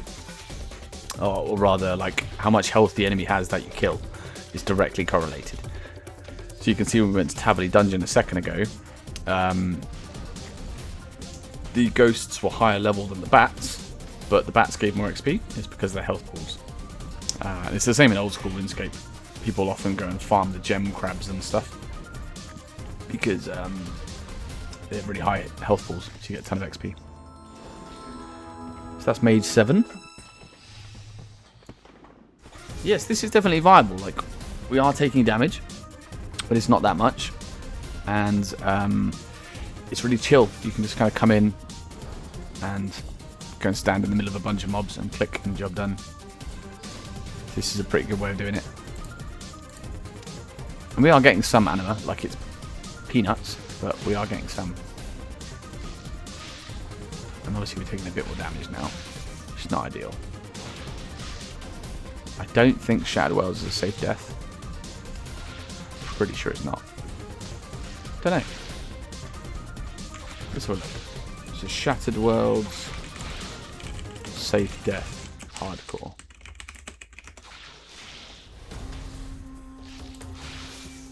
Shattered Worlds is a safe death. Oh my god. Look at that. It's a safe death as well. This is a fantastic way to train combat, because if we die, we just go out and start again. So we're not stress leveling here as well, which is super nice.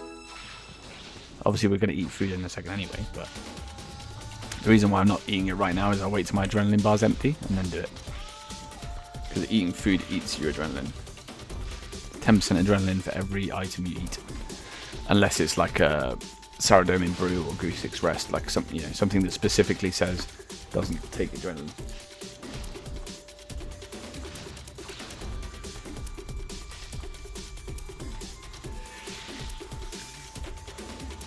This is nice. No rune cost either, because we're using this staff. We have no runes to worry about. So once we hit 17 magic, we can upgrade the spell we're using, do more damage. Once we hit 10, we'll get an accuracy boost. So accuracy is 59, it's gone up by 3-4% already.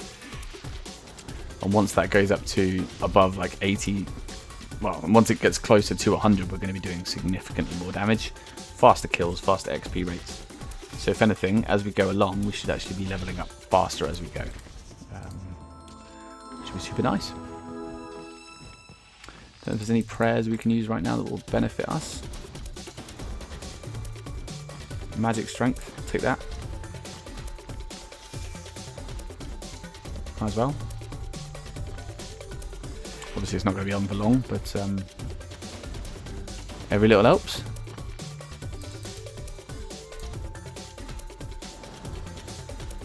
So anima is useful because you can get unlocks from the anima shop. So there's Bladed Dive, which is a really great ability later on down the line. There is Slayer XP lamps, I think. So you can just literally grind out a whole bunch of anima and boost your Slayer level up. I wouldn't necessarily recommend doing that because you want the Slayer points for Slayer helmets and tasks and stuff. That is a big ass demon. He's in level 12 though, should be good. Yeah, and you have a kind of goal each wave, each world. So we've already been in it for 10 minutes, which is hilarious because normally I'll be clearing these in 50-60 seconds. But the goal this time is to repair your exit portal. So we can't get out of the portal. And you do that just by killing mobs, and they have a chance to drop repair things, and you automatically collect them. And once you get 3, it unlocks the portal so you can get out.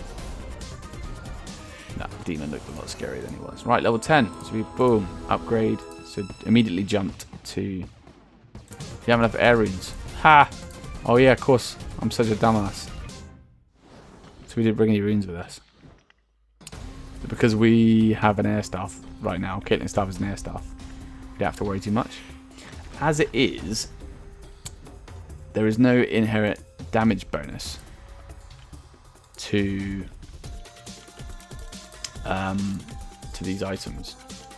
So the only thing we would gain is 52 accuracy, which is still pretty good. But I think we'll finish this one. So we have 65 accuracy, but if we had the other one, we would gain a lot more. We would be doing more damage, faster kills, so we'll probably go buy some runes shortly.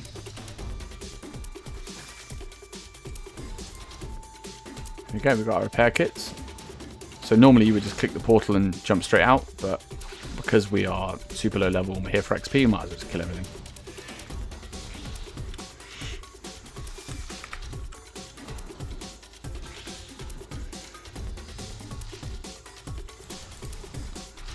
Dead. Yeah, so you can see like the kills take a little bit of time, but we're getting like at least half a level per kill. So we're already level 10, which is super nice.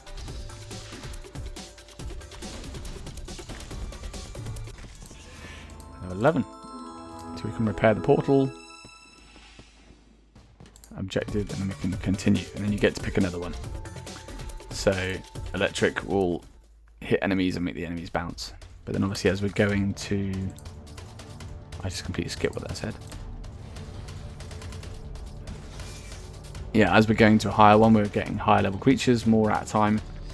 So your AoE damage is what's really going to benefit you. Well, we don't have much AoE, so there's not really much we can do. Oh, do we have impact? Yeah, deep impact would be nice. But yeah, we still only need 150, so we're getting like 3 kills.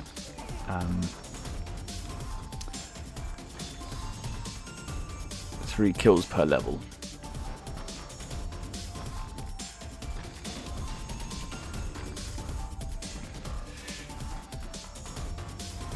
So I think we go pick up some... Yeah, we go pick up some air runes. I mean, we could get some earth and fire runes, but I don't think we need to. I think we can just carry on using air. And with the increased accuracy gained from the weapons we have, we're going to find life a lot easier. You see that little lightning burst? I don't know if you noticed that, but just some extra AoE damage, which is super nice.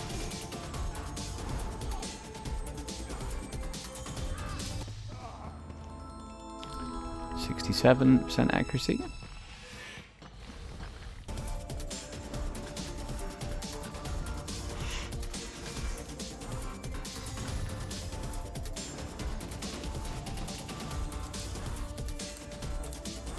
Oh, hello boys, I didn't see that.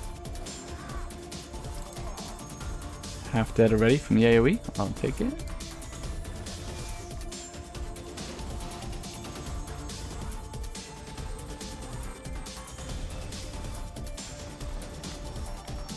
I like this as well, max hit. You can see what your max hits are. Obviously the hit cap is 30,000. So on my main, like, once you hit 30,000 you don't get more shiny pop-ups, but yeah, it seems like a fairly legitimate way to do your combat. No drops and stuff, so you're trading your drops for anima. So obviously we're not getting any bones, we're not getting any herbs, we're not getting anything remotely useful other than anima. And the anima is pretty trivial amounts to start off with.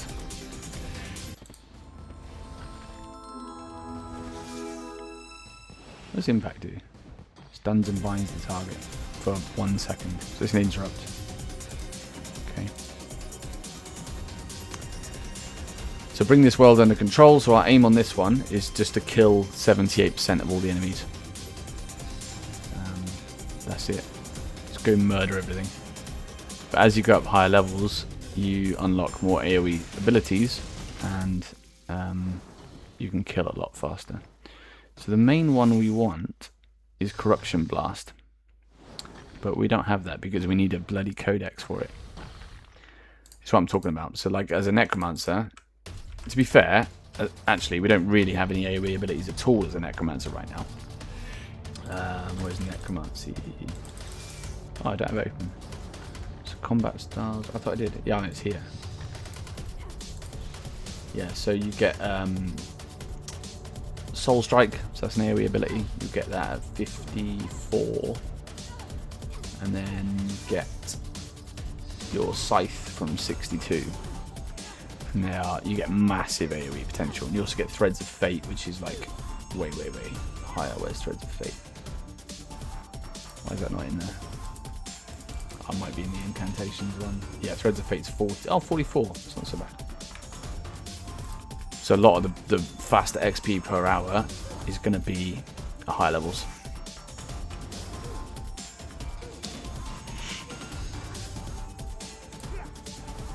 We should probably go get some runes and actually wear the weapon upgrades we bought, because it is going to make a difference on our accuracy.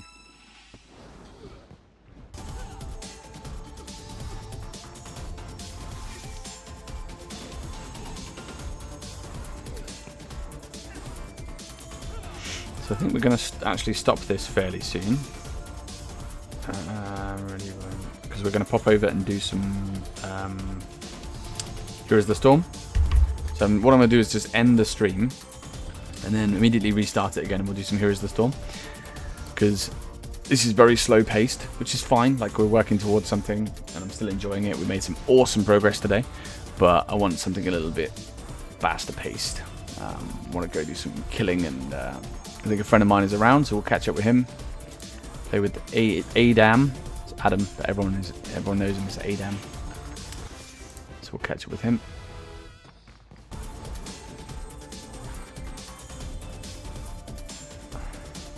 Just dropped him a message to see how long he's going to be.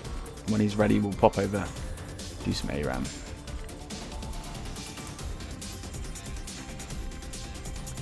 Yeah, we've done well today. We managed to get to, we've got 2 decent Necromancy upgrades. So we've got our Necromancy to tier 30. Drink from Mysterious Fountain. Oi, oi, oi. I'm not sure I wanted to do that.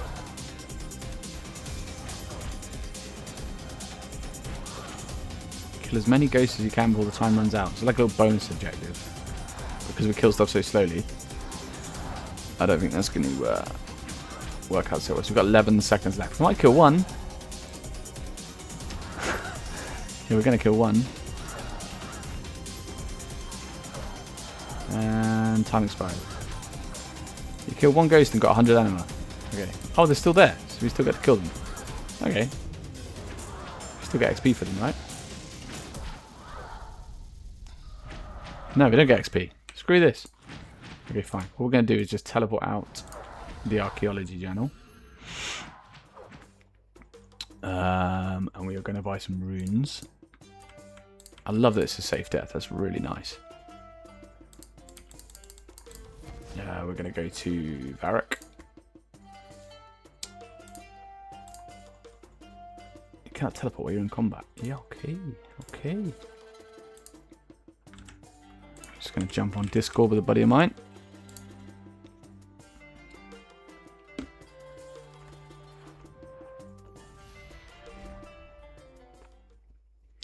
We'll buy some runes quickly from the shop, and then we will continue to work. We'll continue to work on that off stream. So the plan was to hit 60 combat level. That was kind of one of our big goals for today. But I think we're going to spend the next 5 hours-ish in Shattered Worlds. So instead of doing that on stream today, we will work on that a little bit behind the scenes, get ourselves up to a decent combat level, and then we can do some Reaper tasks and stuff. Oh, 3 runes, thanks. Yeah, we'll do 5k. I don't think we need anything else.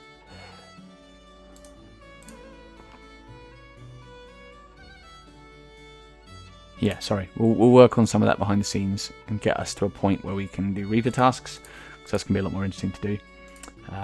And we'll get our smithing up to level 40, because we need to do that for the porters. We will get our crafting up to 40, because that means we can make our tier 40 gear. And then once we hit the Reaper task, we can carry on with our progression. So we'll get our defense up to 40, and like mainly we're just focusing on our combat. We will continue to do a few quests, probably when we start to run out of money, because the easiest way to make money for an Iron Man in the early game is just to get 25 quest points. Seems stupid, seems silly, but if you get 25 quest points, you get 250 gold. When I hit my next 25, so when I hit 50 quest points, I just go get another 250 gold. It's very, very handy for lower levels, and it's a great, as you can see from a lot of these stats here, construction, summoning, I've not even touched these yet. But we already got a nice little head start into them. So that's it for today. If you guys have any questions, feel free to drop me a follow. We'll be doing another stream on Monday and another stream on Thursday. So it's Monday, Thursday, Saturdays are our kind of hardcore Iron Man journeys. We will be mixing it up with a little bit of Heroes of the Storm ARAM for some bit more kind of faster paced, engaging stuff. Because RuneScape is my kind of chill game. So when I sit down and I want to play for like 5-6 hours, I don't necessarily want to be chilled that whole time. I want to be kind of like, smashing face as well. So we'll do some of that. We're going to end the stream now, take a quick 5-minute break, and then we'll restart again with a friend of mine, Adam. We'll do some Heroes of the Storm. And then Monday will be back on the Iron Man. Thursdays will probably be on the main account, just to kind of mix it up a little bit and see what people are kind of interested in. All right. Thank you for watching. Drop me a follow, and I will see you guys soon.